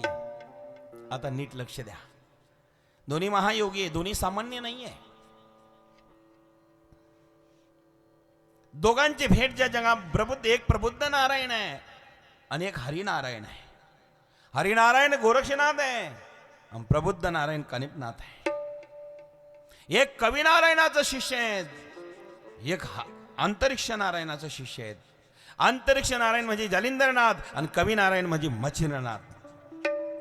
दोघे सामान्य नाही. एक प्रबुद्ध नारायण कानिपनाथ आणि एक हरिनारायण गोरक्षनाथ. दोघांची भेट जिथं झाली जंगलामध्ये, आनंद वाटला. दोघेही गळ्यात मिठी मारली, समाधान झालं. कैलास महाराज दोघांची मिठी मारली, आनंद आहे, समाधान आहे. त्या जंगलामध्ये भेटले, समाधान आहे, समाधान आहे. जंगलात भेट झाल्या झाल्या मायबापांनो सर्व प्रसन्न आहे. विविध प्रकारची. महाराज तुमचा परिचय सांगा. मी जालिंदरनाथ, जालिंदरनाथांचा शिष्य कानिपनाथ आहे. मी गोरक्षनाथ, मच्छिंद्रनाथांचा शिष्य मी गोरखनाथ आहे. म्हणजे आपल्या वडिलांचं जसं नाव सांगतात. पूर्वीच्या काळी माणसं वडिलाचं नाव आधी सांगायचे मग त्याचं. आता स्वतःच सांगतात, माणसं मोठे झाले. पण पहिलं बापाचं सांगत होते, ध्यानात ठेवा. मला वाटतं आता शासनाने सुद्धा आई वडिलाचं नाव आधी लावावा. पहिलं वडिलाचं होतं पण आईचं लावा असं नाही मानलं ना. चांगली गोष्ट आहे, कारण आईचं नावाची जाणीव झालीच पाहिजे, बापाची झालीच पाहिजे. कारण आपण कृष्णाला यशोदानंदन म्हणतो, रामाला कौशल्यानंदन म्हणतो. म्हणजे कौशल्या आणि यशोदानंदन हे आईचं नाव अनादी काळातलंच आहे. मध्यंतर लोकांनी बंद केलं. आमच्या परंपरेत बघा जुन्या काळापासून आहे. परिणाम असा झाला. गुरुचं नाव सांगतात. मी मच्छिंद्रनाथांचं शिष्य गोरक्ष आहेत. मी जालिंदरनाथांचं शिष्य कानिप आहे. ठीक आहे महाराज. मला आनंद झाला. दोघांचा परिचय दिला. दोघांची विविध प्रकारची चर्चा. म्हटले का हो आपण भेटलो नाही इथे? हो. जेवणाची वेळ झाली ना? म्हटले हो. मग आपण एक काम करू ना, जंगलात भेटलेलो आहे, वनात भेटलेलो आहे ना? हा. मग सुंदर प्रकारची फळं या जंगलामध्ये आहे, वनात फळं आहे ना? म्हटले हो. मग आपण या ठिकाणी जे जे काही फळं आहे ते आणू आणि जेवण करू. तुमच्या शिष्यांना पाठवा आणि फळं आणायचं सांगा. कानिपनाथ म्हटले शिष्यांना कशाला त्रास? फळावर झाडावर जाण, झाडातले फळं तोडून आणा. एवढा शिष्यांना त्रास देण्यापेक्षा मी जंगलातले फळं इथेच तोडून आणतो ना. शिष्य बसेल राहतील, मी शिष्याला खाऊ घालतो. भस्म घेतला आणि मंत्रून तो भस्म आकाशात फेकला. विभक्त अस्त्र आणि आकर्षण अस्त्र टाकलं. जंगलातले फळ तुडवून आकर्षण अस्त्राने तिथे येऊन ढीग लागला महाराज. विभक्तास्त्र आकर्षणास्त्र मंत्रोनी फेकी भस्म आम्रा वृक्षांना लक्षुनी. थोडा ठेवला चालेल, जास्त नाही. विभक्तास्त्र आकर्षणास्त्र मंत्रोनी फेकी भस्म आम्रा वृक्षा लक्षुनी. विभक्त आकर्षण मंत्रो थोडा ठेवा लगेच कोरडा नको. भस्म आम्रा वृक्षा लक्षुनी. विभक्तास्त्र आकर्षण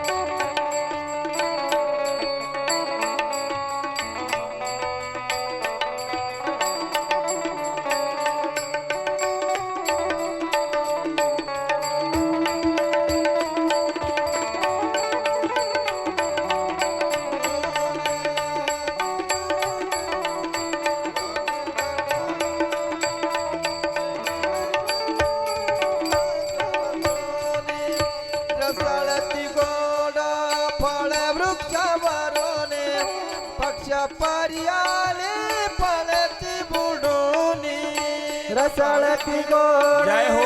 फळ वृक्षावरुनी पक्ष पर्याली फळते उडून रसाळती गोड फळ वृक्षावरून पक्ष परी आले फळते बुडून रसाळती गोडे फळ वृक्षावरुनी पक्ष पर्याली फळते उडून ते कोणी विस्मित शिष्यानी गोरक्षा हरी ते बोल. कोणी विस्मित शिष्यानी गोरक्षा आवडीचा किती अम्र फळ रस आवडीचा किती अम्र फळ रस आवडीचा कधी ते आंबे फळे रस आवडीचा कधी ते आंबे फळे रस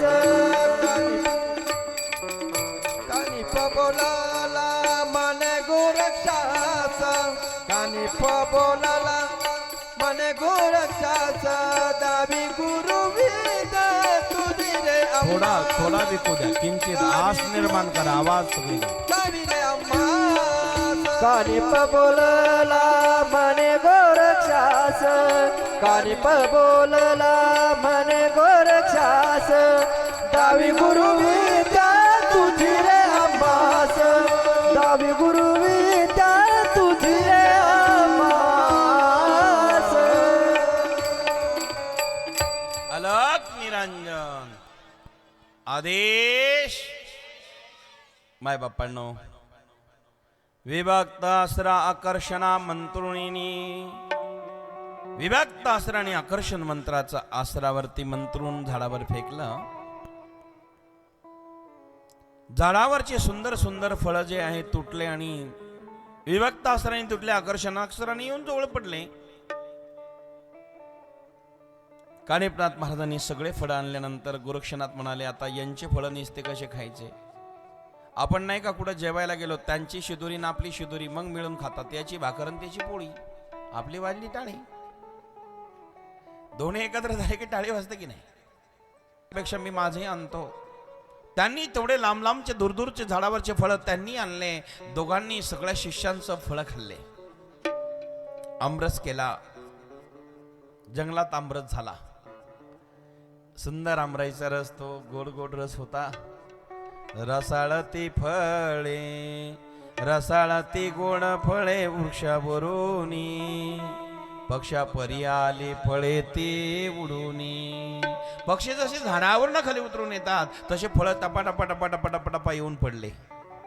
जर ही विद्या आपल्याकडे आज असती आणि तिचा प्रयोग विरगावकर यांनी केला असता तर आता सगळ्यांना महाप्रसाद काल्याचं झालं नसतं कांबऱ्याचा. आपण कोकणात आणले असते, केशर आंबे हापूस आणले, इथेच आणले असते ना. त्यांनी ते सगळे फळं आणले महाराज. जसे झाडावरनं पक्षी खाली उतरून येतात तसे सगळे फळं आले उतरून आणि सगळ्यांनी सुंदर सुंदर रसाळ फळाचा आस्वाद घेतला. समाधान प्राप्त झालं आणि मग ते सगळं काही झाल्यानंतर सगळ्यांनी फळं खाल्ले, जेवण झालं. गोरक्षनाथ म्हणाले, महाराज फळं आणले बरं झालं, फळं खाऊ घातले बरं केलं, पण आता ही जी फळं आणलेली आहेत, तोडलेले आहेत, खाल्लेले आहेत, हे कोया आणि जे कोया आणि कातडी आहे ही पुन्हा सजीव करा आणि जिथे होते तिथं नेऊन चिटकून दाखवा. ऐकताय ना बा? जे फळं आहे, कोया आहे, कातडी आहे, याच्यामध्ये रस भरा आणि पुन्हा जिथं होते तिथं नेऊन चिटकून द्या. कानिकनाथ म्हणले, धन्य तुम्ही गोरक्षा. हे कोणी ब्रह्मदेवाचा पुत्र असेल तेच करू शकेल, सामान्याला शक्य नाही. खाल्लेलं फळ कसं पुन्हा रस कसा येईल?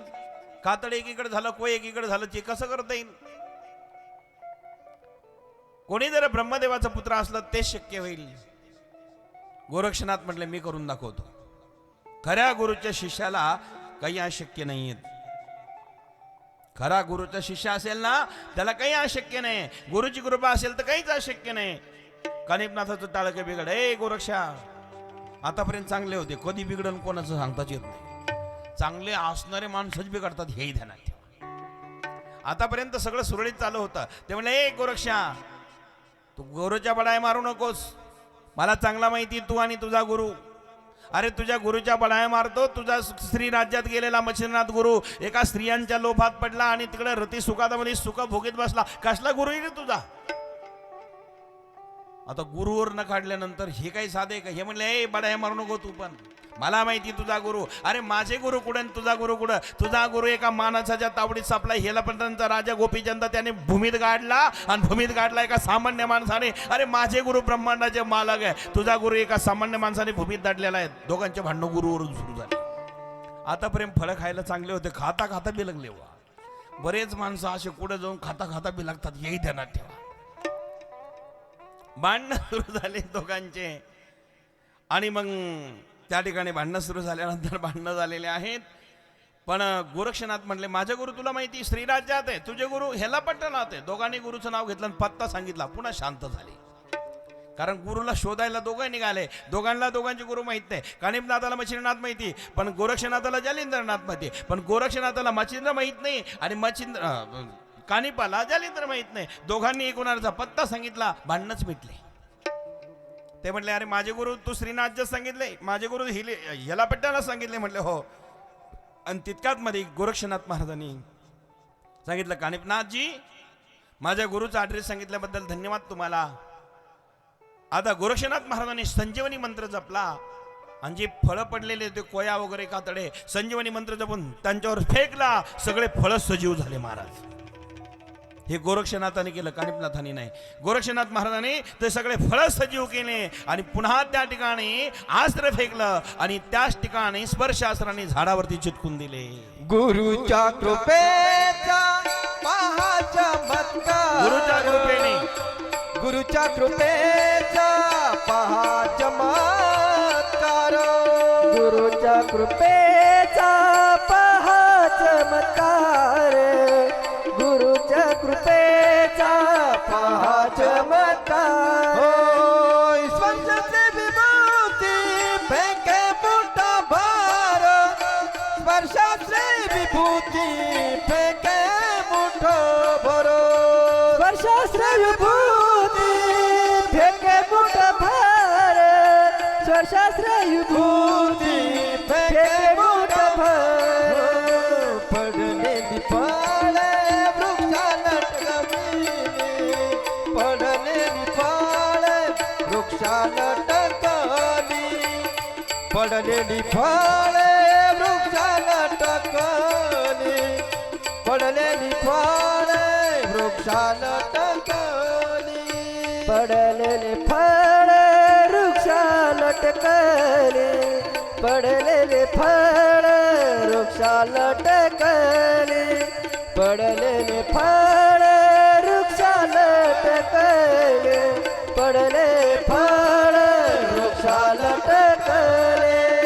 कानिपनाथांची भ्रांती तिनी माली, कानिपनाथांची भ्रांती तिनी माली. हरी बोल. गुरुच्या कृपेचा पहा चमत्कार, जय हो.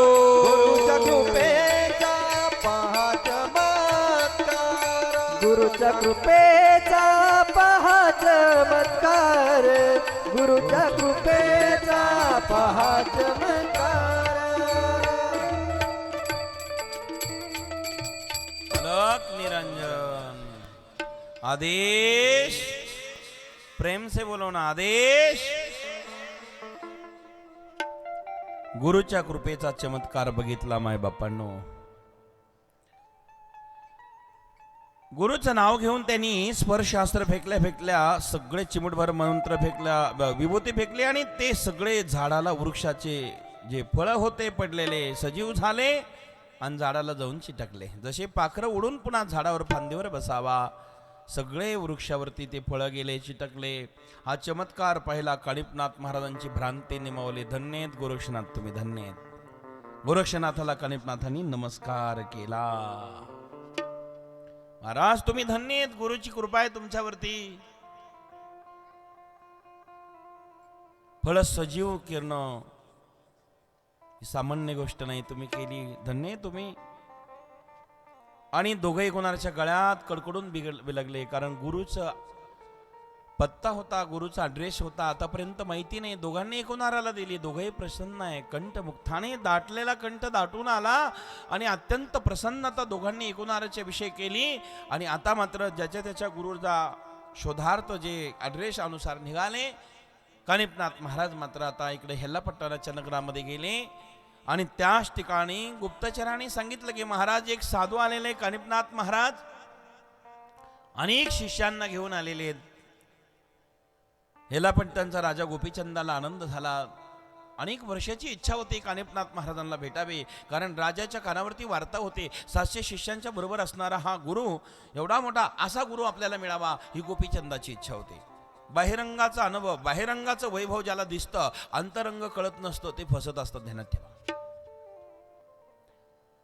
आता मात्र एक घटना घडली. जंगलामध्ये महाराज थांबलेले. गोपीचंद राजा दर्शनाला गेला. म्हटलं महाराज आपण आलात माझ्या नगरामध्ये? हो, माझ्या नगरामध्ये आलेला आहे आणि नगरात येऊन या ठिकाणी तुम्ही थांबलात. एकच इच्छा आहे महाराज. काय? आपल्यासारखा गुरु मला मिळावा आणि आपल्यासारखे गुरु मिळाले की माझं जीवन धन्य होईल. कानिपनाथ म्हणाले माझ्या गुरुला तू भूमीत गाडलेला आहे, पण जोपर्यंत गुरु आदेश देत नाही तोपर्यंत तुला मी दंड देत नाही, सांगत नाही. अंतःकरणातून क्रोधाग्नी पेटलेला आहे, पण जिभेवरती शांतता ठेवलेली आहे. माझ्या गुरुला भूमीत गाडणार तू राजा गोपीचंद. तरी पण तो आग्रह करू लागला. गोपीचंद म्हटले महाराज मला अनुग्रह द्या, दीक्षा द्या. शेवटी संयम सुटला. कानिपनाथ म्हटले मूर्खा, अरे मला गुरु करू पाहतो, पण माझ्या गुरुला तू भूमीत दाटलं जालिंदरनाथांना, आणि मला गुरु करू पाहतोस. अरे मूर्खा माणसा, मला गुरु करू पाहतो, पण माझ्या गुरुला भूमीत दाटले नाहीत. माझ्या गुरुची जर आज्ञा असती तर तुला आत्ताच्या आत्ता भस्म केला असता. मग तर लटलट कापू लागला राजा. जालिंदरनाथ महाराज यांचे गुरु आहेत हे कानिपनाथ. क्षमा करा महाराज, क्षमा करा. क्षमा मागितली आणि क्षमा करा म्हटल्यानंतर त्याच ठिकाणी क्षमा मागून माझा उद्धार करा विनंती केली, प्रार्थना केली. इकडे ही वार्ता मैनावतीच्या कानावरती आली. मैनावतीनेही गोपीचंदाची चांगलेच कान उघडणे केली. माझ्या गुरुला तू भूमीत काढलेला आहेस, असा पुत्र आहे तू. शेवटी कानिपनाथ महाराजांकडे राजाला घेऊन गेली. महाराज चुकी झाली, हा माझा मुलगा आहे गोपीचंद राजा, माफ करा, क्षमा करा. आई ती क्षमा याचना केल्यानंतर कानिपनाथ महाराज प्रसन्न झाले. ठीक आहे माते. ते म्हणाले महाराज एका नात्याने मी तुमचे गुरु भगिनी आहेत. तुमचे गुरु जालिंदरनाथ महाराज, माझे गुरु जालिंदरनाथ महाराज, हा माझा मुलगा आहे, क्षमा करा. मी तुमचे गुरु भगिनी तुमच्या संग विनंती करत आहे. ठीक आहे म्हटले. राजा मी तुला माफ केलं, पण आता माझ्या गुरुला वरती काढायचं आहे, आणि वरती माझ्या गुरुला काढत असताना मला तुझ्या प्राणांचं हे असणारं रक्षण करायचं आहे. पण एक काम कर राजा. काय आहे महाराज? 5 पुतळे तयार कर. 5 पुतळे, सोन्याचे, तांब्याचे, पितळाचे, असे 5 पुतळे तयार कर आणि 5 पुतळे तयार करून ठेव. उद्या आपण आपल्या गुरुदेवांना त्या कुपेतून बाहेर काढू. 5 पुतळे तयार करण्यात आले आणि 5 प्रकारचे पुतळे तयार केले आणि 5ही पुतळे तयार करून जिथे जे गाडलेले होते जालिंदरनाथ महाराज तिथे घेऊन गेले. कानिपनाथांनी सांगितले एक काम कर, कुदाळ घेऊन ये. कुदळीचा घाव घालायचा आणि घाव कुदळीचा घातला, आवाज येईल तुला. अरे कोण खणतोयस? त्यावेळेला सांगायचं मी राजा गोपीचंद खणतोय. गोपीचंद खणतो म्हटला की तितक्यामध्ये लांब पळायचं आणि एक पुतळा पुढे नेऊन ठेवायचा आणि तू पळून जायचं. कानिपनाथांनी आदेश दिला आणि पुतळे 5 बनवले त्यांनी, आणि ते पुतळे त्या ठिकाणी आणले जिथे आता जालिंदरनाथ महाराजांना काढायचं आहे. एक एक पुतळा पुढे गेला आणि कुदळीचा घाव घातला. खालून आवाज आला, अरे कोण खणतोयस, कोण खणतोय म्हटल्या म्हटल्या, महाराज मी राजा गोपीचंद आहे. गोपीचंद. राग आला जालिंद्रनाथ महाराजांना, शाप दिला, तुझे भस्म हो. भस्म हो म्हटल्या म्हटल्या एक पुतळा होता तो जळून भस्म झाला. पुत्र त्या ठिकाणी जळून भस्म तो असणारा पुतळा झालेला आहे माय बापांनो. पुन्हा एक असणार त्या ठिकाणी पुतळा समोर ठेवला, तोही पुतळा भस्म झाला. कोण खणतोय, गोपीचंद आहेत. असे करता करता 5 पुतळे भस्म झाले. सोनं रूपी तांबे पितळे लोखंड, पुतळे अखंड समक्ष, पुतळे अखंड तुझ्या सम, पुतळे अखंड तुझ्या सम. सोने रूपी तांबे पितळ लोखंड, पुतळे अखंड तुझ्या सम, पुतळे अखंड तुझ्या सम, पुतळे अखंड तुझ्या सम. सोने रूपी तांबे पितळ लोखंड, सोने रूपी तांबे पितळ लोखंड, पुतळे अखंड तुझ्या सम, पुतळे अखंड तुझ्या सम. सोने रूपी तांबे पितळ लोखंड, पुतळे अखंड तुझ्या सम, पुतळे अखंड तुझ्या सम, पुतळे अखंड तुझ्या सम. सोने रूपी तांबे पितळ लोखंड, पुतळे अखंड तुझ्या सम, पुतळे अखंड तुझ्या सम, पुतळे अखंड तुझ्या सम. 5 प्रकारचे पुतळे, अलग निरंजन आदेश. एक नाही 5 प्रकारचे पुतळे आहेत. आणि 5 प्रकारच्या पुतळ्याच्या ऐवजी पहिला पुतळा केला, सोन्याचा पुतळा घेतला आणि समोर केला. आणि त्याच ठिकाणी सांगितलं, महाराज कोण खणतोय. सोन्याचा पुतळा समोर केला, जळून भस्म राख झाली. सोन्याच्या पितळाची, सोन्याचा जो पुतळा आहे बळून भस्म झाला, राख झाली. सुवर्ण पुतळा जळून खाक, सुवर्ण पुतळा जळून खाक, सुवर्ण पुतळा जळून खाक, सुवर्ण पुतळा जळून खाक. पुतळ्याची राख झाली तसे. देखून ती राख राव प्याला, देखून ती राख राव प्याला. राजा घाबरला, राख बघितली सोन्याच्या पुतळ्याची, देखून ती राख राव प्याला. लट लट लट लट कापू लागला गोपीचंद राजा. ऐशा परी राये 5 वेळा केले, ऐशा परी राजे 5 वेळा केले, ऐशा परी राये 5 वेळा केले, ऐशा परी राजे 5 वेळा केले. हे पुतळे ते जळाले 5 ही ते, पुतळे जळाले 5 ही ते, जळाले 5 ही. 5 पुतळे जळून भस्म झाले माय बाप. एक एक एक एक पुतळा जळून भस्म झाला. आणि शेवटी 5 पुतळे नष्ट झाले, भस्म झाले.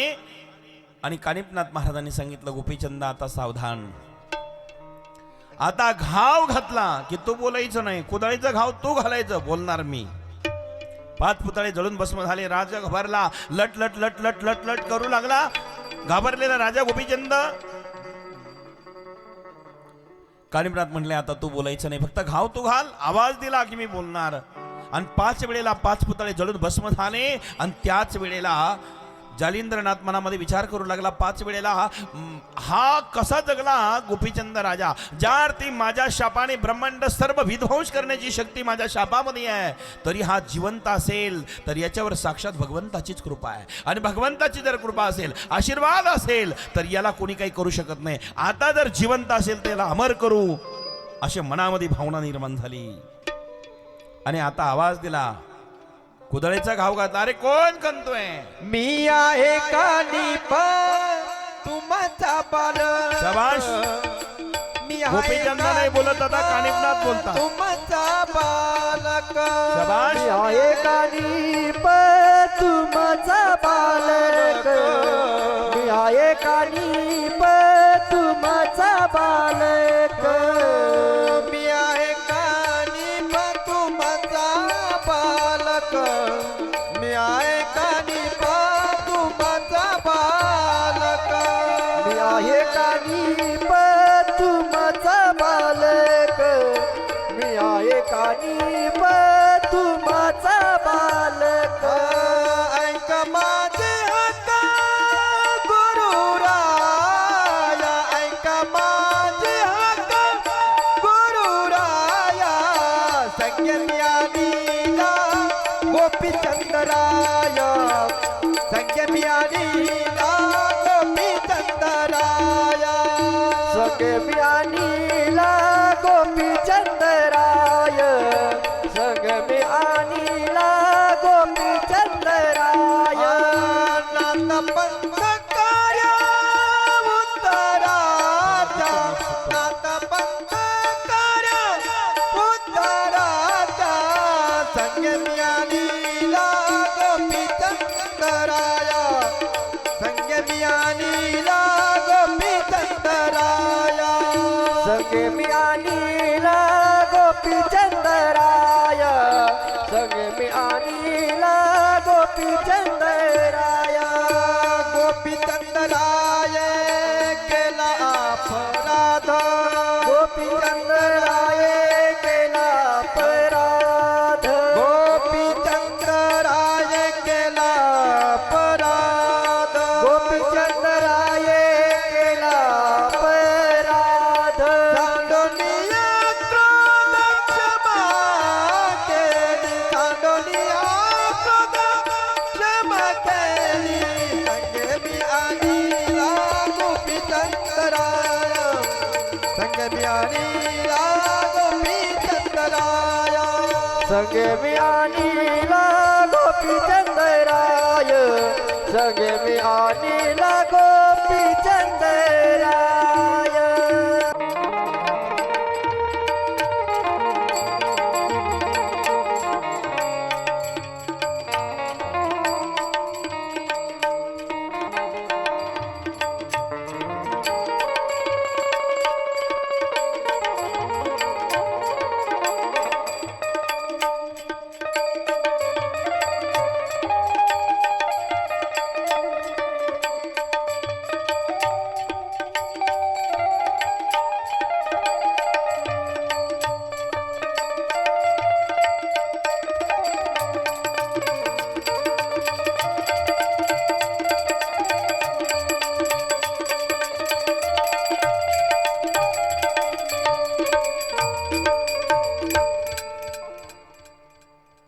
अलक निरंजन.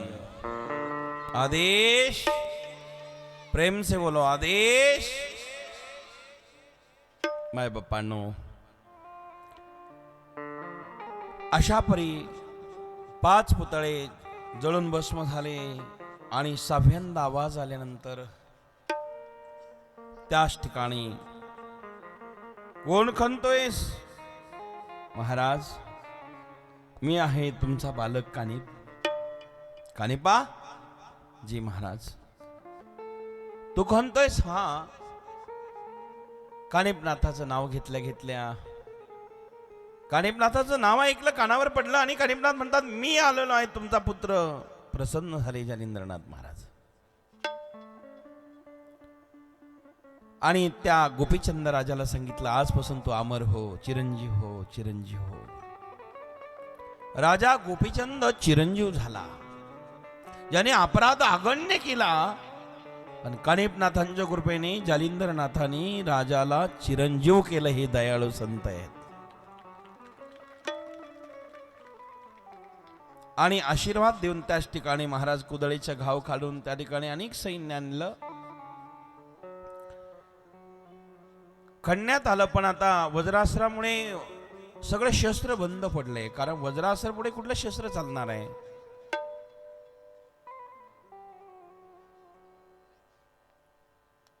आणि त्याच ठिकाणी कुपेतनं बाहेर काढलेले आहेत गुरुदेवाला कानिपनाथांनी. इंद्रास्त्र जपता वज्रास्त्र शमले, बाहेर ते आले कुपेतुनी. देखुनी राया मनीचा तो भाव, उद्धरिला राम अनुग्रहे. ज्या वेळेला बाहेर आले विविध प्रकारची चर्चा घडली. गोपीचंदानी आता जालिंद्रनाथ महाराजांना गुरु केलं आणि गुरु केल्यानंतर त्याच ठिकाणी अनेक प्रकारची दीक्षा दिली आणि त्याला नाथपंथाची बाणा दिला. शैली संगी शैली कंथा शैली संगी अंग भस्म भारी. कंथ शैली संगी अंग भस्म भारी. कंथा शैली सिंगे अंगा भस्म भारी.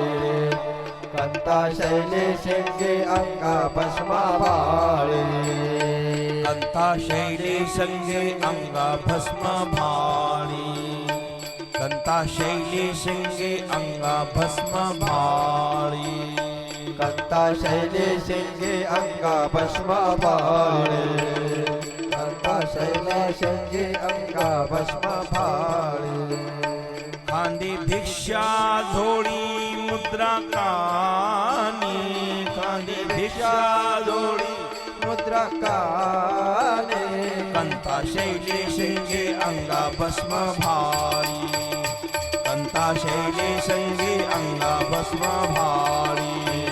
कंथा शैली सिंगे अंगा भस्म भारी. कंथा शैली सिंगे अंगा भस्म भारी. महाराज नाथपंथाची दीक्षा दिलेली आहे. बोलो अलक निरंजन आदेश. कंथा शैली शिंगी भस्म अंगी भस्म भाडी. खांदी भिक्षा दोडी मुद्रा काणी. 2 कानामध्ये मुद्रा दिल्या. अत्यंत आनंद आहे. महाराज सांगितलं की जा तुझ्या राणांकडे भिक्षा मागून घेऊन ये. आपल्या राण्यांकडे भिक्षा मागायला गोपीचंदाला पाठवलं. सर्वांगाला भस्म लावलेला आहेत. सगळं प्रकारचं वैभव त्याग केला. भगवे वस्त्र धारण केले. भगवे वस्त्र हे त्यागाचं प्रतीक आहे. आणि भगवे वस्त्र धारण करून राण्यांच्या समोर ज्यावेळेस गोपीचंद राजा गेला, भवती भिक्षाम देही. सगळ्या राण्या म्हणाल्या महाराज तुम्ही काय केलंस हे. आता राजा सांगू लागला आजपर्यंत मी तुमचं ऐकलं. ज्यामध्ये सर्व सुख शोधत होतो ते मिळालं तर नाही. संसारामध्ये असंच होतं. आयुष्य निघून जातं तरी त्या माणसाला सुखच मिळत नाही. पण माणसं सोडायचे प्रयत्न सोडत नाही. संसारामधलं सुख असं आहे. सुख वाटे जवा पाडे, दुःख पर्वता एवढे. यत किंचित संसारामध्ये क्षणभर सुख आहे, नगभर सुख आहे, पण दुःख मात्र डोंगरा इतकं आहे.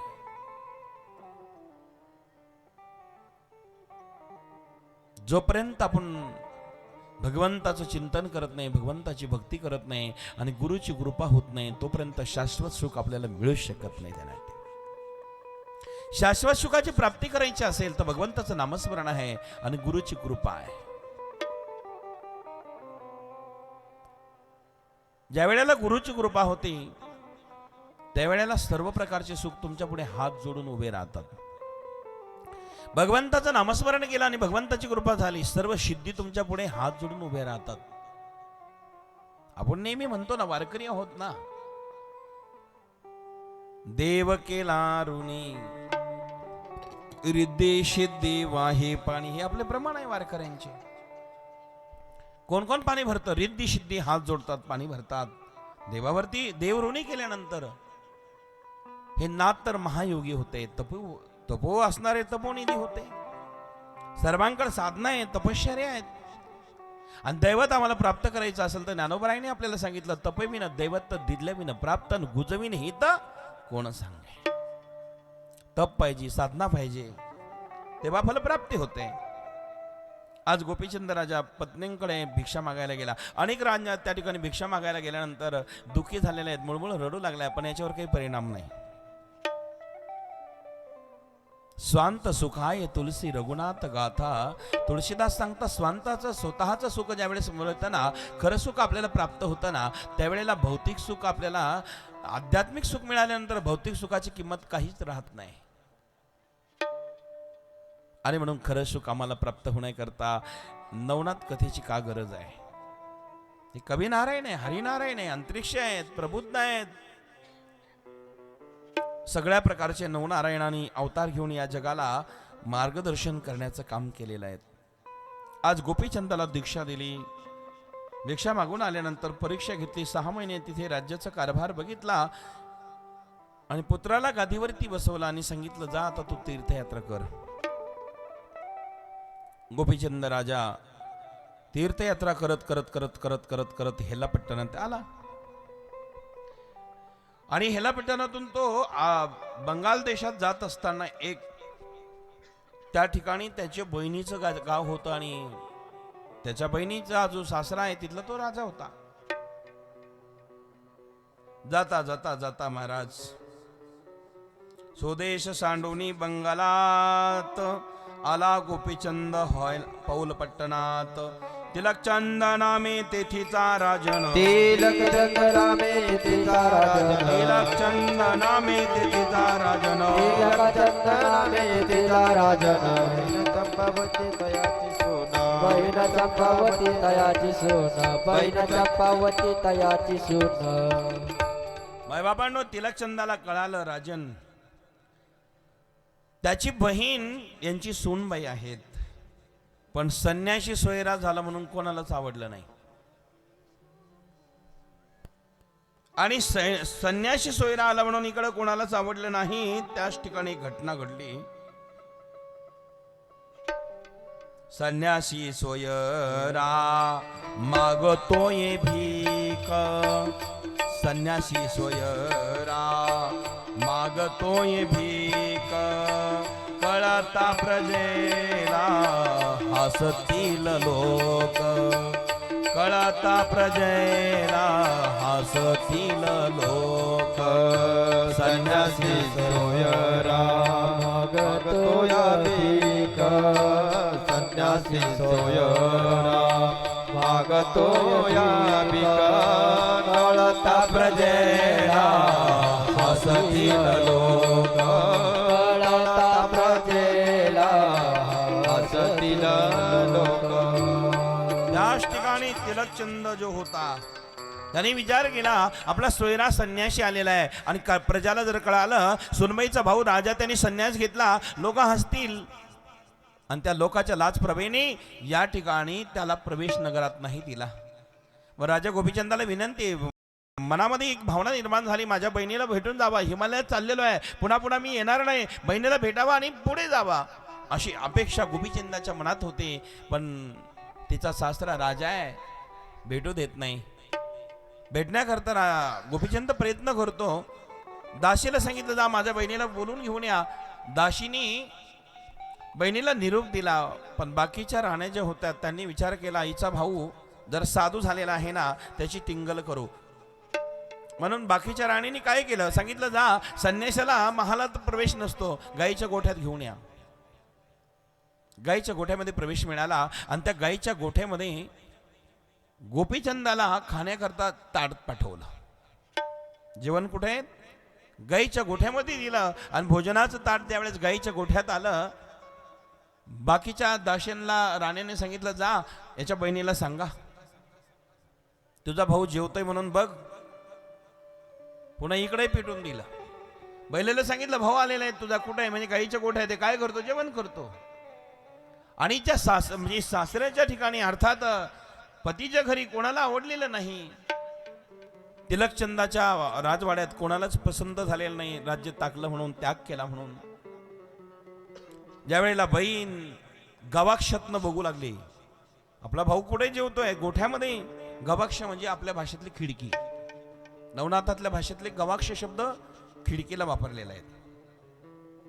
मग कमाक्षातनं ज्यावेळेस डोकून बघती आणि जेवता जेवता माझा भाऊ गोठ्यात आहे, तिला ते सहन झालं नाही. तडा तडा तडा तडा तडा तडा तडा तडा मध्ये गेली, एक असणारा तीक्ष्ण खंजीर घेतला, धाडकन पोटात मारला आणि तिने प्राण त्याग केला. पोटात खंजीर स्वतःच्या हाताने शाबाश. मारून घेतला त्या चंपावतीने. पोटात खंजीर स्वतःच्या हाताने मारून घेतला त्या चंपावतीने. पोटात खंजीर स्वतःच्या हाताने मारून घेतला चंपावतीने. पोटात खंजीर स्वतःच्या हाताने मारून घेतला त्या चंपावतीने. पोटात खंजीर स्वतःच्या हाताने मारून घेतला त्या चंपावतीने. पोटात खंजीर स्वतःच्या हाताने मारून घेतला त्या चंपावतीने. पोटात खंजीर स्वतःच्या हाताने मारून घेतल्या त्या चंपावतीने. पोटात खंजीर स्वतःच्या हाताने मारून घेतला त्या चंपावतीने. तिला प्राणराज्य झाला तर गोपी चंदा दोषात नारी नार. राज्य झाला तर गोपी चंदा दोषी देती नारी नार. पोटात खंजीर स्वतःच्या हाताने मारून घेतला त्या चंपावतीने. पोटात खंजीर स्वतःच्या हाताने मारून घेतला त्या चंपावतीने. पोटात खंजीर स्वतःच्या हाताने मारून घेतला त्या चंपावतीने. पोटात खंजीर स्वतःच्या हाताने मारून घेतला त्या चंपावतीने. अलक निरंजन आदेश. आपल्या भावाची ही अवस्था बघितल्या बहिणीला चंपावतीला ते सहन झालं नाही. चंपावती महालात गेली, तडा तडा तडा गेली, तीक्ष्ण खंजीर घेतला, आपल्या छातीत मारला आणि प्राण त्याग केला. महाराज दिला प्राण, राज्य झाला हाहाकार. राज्यात या ठिकाणी हाहाकार माजला. भावासाठी बहिणीने प्राण त्याग केला.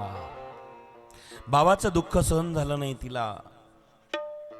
अत्यंत दुःखी अंतःकरणाने सर्व राज्यात हाहाकार उडाला. चंपावती माता मरून पडली. आता चंपावतीच्या अंत्ययात्रेची तयारी सुरू झाली. चंपावतीची अंत्ययात्रा सुरू झाली. सर्व प्रकारच्या क्रिया झाल्या, सर्व प्रकारचे विधी झाला. आता शरणावरती नेलं. मरणाच्या वेळेला शरणावर जावं लागतं, नेलं. पण याला कळालं आता आपली बहीण जाळताय, मेलेली आहेत. गोपीचंद मनामध्ये विचार करू लागला, माझ्यामुळे जर माझी बहीण मरत असेल आणि आपल्या नाथपंथाला कलंक लागत असेल तर जीवन धिक्कार आहे. ह्या जीवनाचा धिक्कार आहे. कशामुळे? की या ठिकाणी बहीण मेलेली आहेत. माझ्यामुळे ना, माझ्यामुळे जर बहीण मरत असेल, धिक्कार आहे जीवनाला. त्या ठिकाणी सरांच्या समोर गेला आणि सांगितलं, महाराजांनो, सर्व शहाण्या माणसाला विनंती केली, हे बघा, असं काही करू नका, बहिणीला जाळू नका. मी माझ्या गुरुला घेऊन येतो, माझी बहीण जिवंत करतो. कोण मानेल हो? माझी बहीण मी जिवंत करेल. बहिणीला माझ्या गुरुला घेऊन येतो, जाळू नका. सगळे लोक म्हटले, तुझ्यामुळे तर बहीण मेली आणि तुझ्यामुळे वाटोळं झालं, पुन्हा का आणतो आता? आणि कशी जगणार आहे ती? कशी जिवंत होणार आहे? पण गोपीचंद म्हणाला, थोडा वेळ काढा, 4 दिवसाची अवधी द्या मला. 4 दिवसात मी माझ्या गुरुला इथं घेऊन येईल आणि माझी बहीण जिवंत करील. पण त्याचं कोणीच ऐकत नाही. त्याच्यामुळे बहीण मेली, कोण ऐकणार आहे? एक तर त्या लोकांना पटतच नाही. राज्याचा त्याग करून साधू झाला हे पटलं नाही, आणि पुन्हा बहिणीला या ठिकाणी जिवंत करायला गुरु आणणार हेही बिलकुल पटत नाही. काय करावा कळेना. त्याच ठिकाणी एक घटना घडली मायबापांना. जे सरण पेटलं होतं ना, हिला जाळ अग्नीवर ठेवलं, ते सरणाला आतणार अग्नी डाव देणार, हा पळत पळत गेला सरणावर वर जाऊन उभा राहिला. नीट लक्ष द्या, सरणावर उभा राहिला.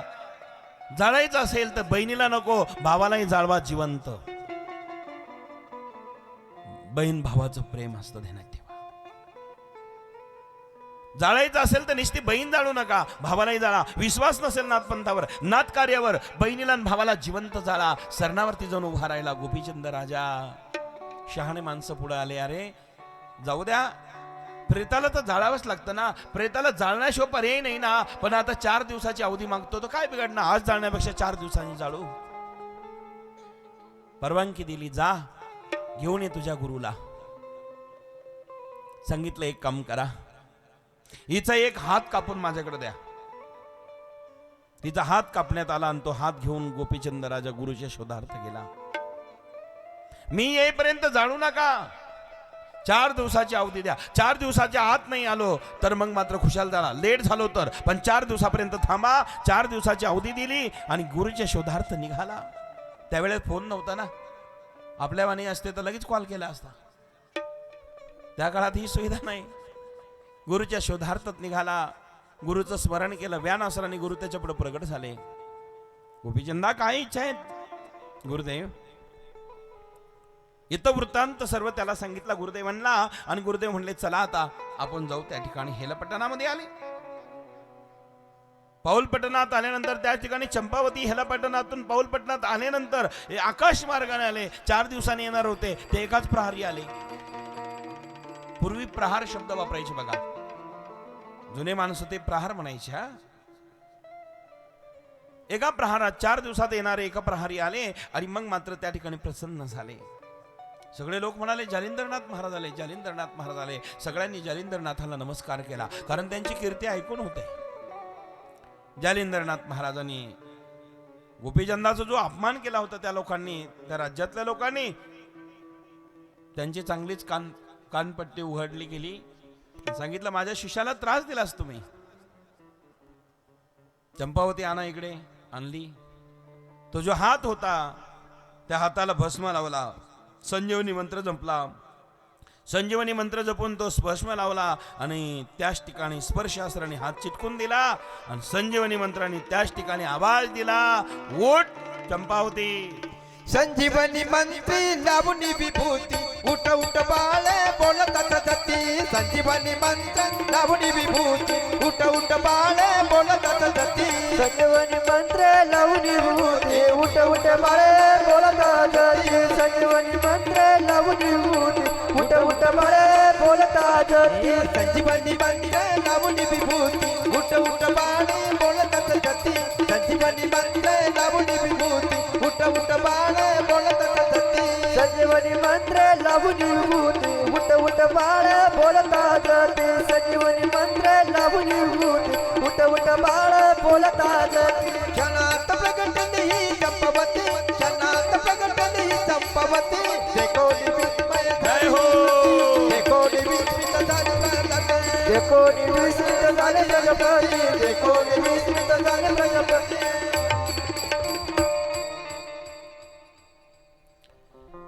भस्म लावला हाताला महाराज. त्याच ठिकाणी हात स्पर्शास्त्राने चिटकून गेला आणि संजीवनी मंत्राने तिच्यात प्राण आला.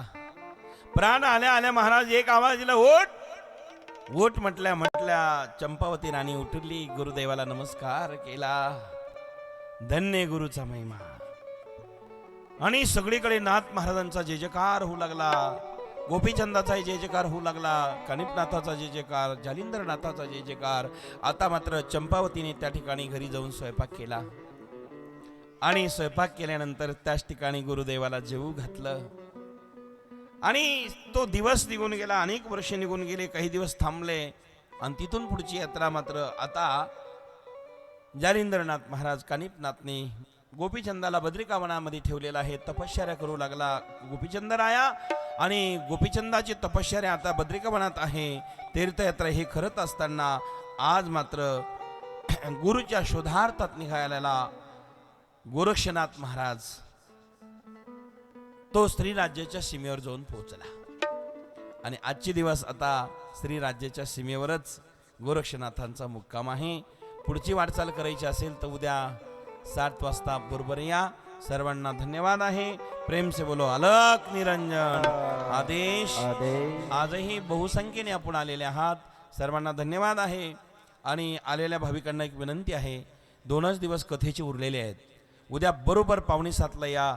7 वाजता कथा होईल आणि उद्यापासून 2 दिवस मी तुमच्या गावात थांबणार आहे. उद्या आणि परवा 2 दिवसाचे कार्यक्रम स्थगित करून विरगाव करता वेळ दिलेला आहे. उद्या बरोबर 7 वाजता कथा होणार आहे.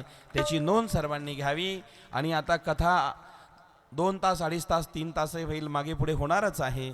कथा भाग जास्त आहे आणि जास्तीत जास्त लोकांनी आपले पाहुणे रावळे इष्टमित्र सखे सोयरे 2 दिवसाच्या कथेकरता सर्वांना पाचारण करा, बोलून घ्या. आणि आता उर्वरित कथा मुख्य कथा आहेत. सर्व कथेचा भाग म्हणजे उद्याच्या कथेपासून आहे. आणि जरा कथा सुतावा वाटत नसेल आणि थोडी सुटू नाही वाटत असेल तर प्रत्येकाने वेळ पाळा. जर तुम्ही वेळ देतच असेल आणि सर्व कथा ऐकायची असेल तर सर्वांनी वेळेत या विनंती आहे. पुनश्च सर्वांना धन्यवाद. उद्या आणि परवा विरगाव करता 2 दिवस वेळ आहे. सगळ्यांना उद्या भेटणार आहे अनेकांच्या घरी. अनेकांनी मला निमंत्रण दिलेले आहे. सर्वांना धन्यवाद. आणि पुनश्च काही लोकांनी सांगितलं, महाराज आमच्या यात्रेचं सांगा किती तारखेपर्यंत आहे. आमच्या अडबंगनाथ यात्रा जाणार आहे 14 मार्चला, पण 1 तारखेपर्यंत नाव नोंदणी चालू आहे. ज्यांना द्यायचं असेल तर उद्या कैलासआबा आणि कलापुरे भाऊ नाहीतर आमच्या मावशी यांच्याकडे नाव देऊ शकतात. आणि गावातले सगळेच कार्यकर्ते आता वेळ घेत नाही, देऊ शकतात आणि त्या यात्रेचा लाभ घेऊ शकतात. अलख निरंजन आदेश. या आरती करता समोर आरती नवनाथा हरे भव भय चेता आदिनाथ शिव पंथा दीक्षा दत्तात्रय हाता जड मूड तारण्या जगी प्रगटले कलियुगे भस्मरुद्र कंठाशैली वेश पांगरे भैरागी आरती नवनाथा अलख निरंजन भिक्षा मागता गरजती आधी व्याधीच्या हारती देताची मोठ विभूती आरती नवनाथा 4 6 18 14 64 मेरा केले साबरे कवित्व ते उतरी सकला आरती नवनाथा सद्गुरु दास आरती गाती अरुण गिरी नीळकंठ देई आता आदेश ललकारे आरती नवनाथा कालिंदकांगन भजन चरण डोळ्यान पाहिन रूप तुझे प्रेमे आलिंगन आनंद भोजन भावे वाळील मने नवा तुमेव माता पिता तुमेव बंधू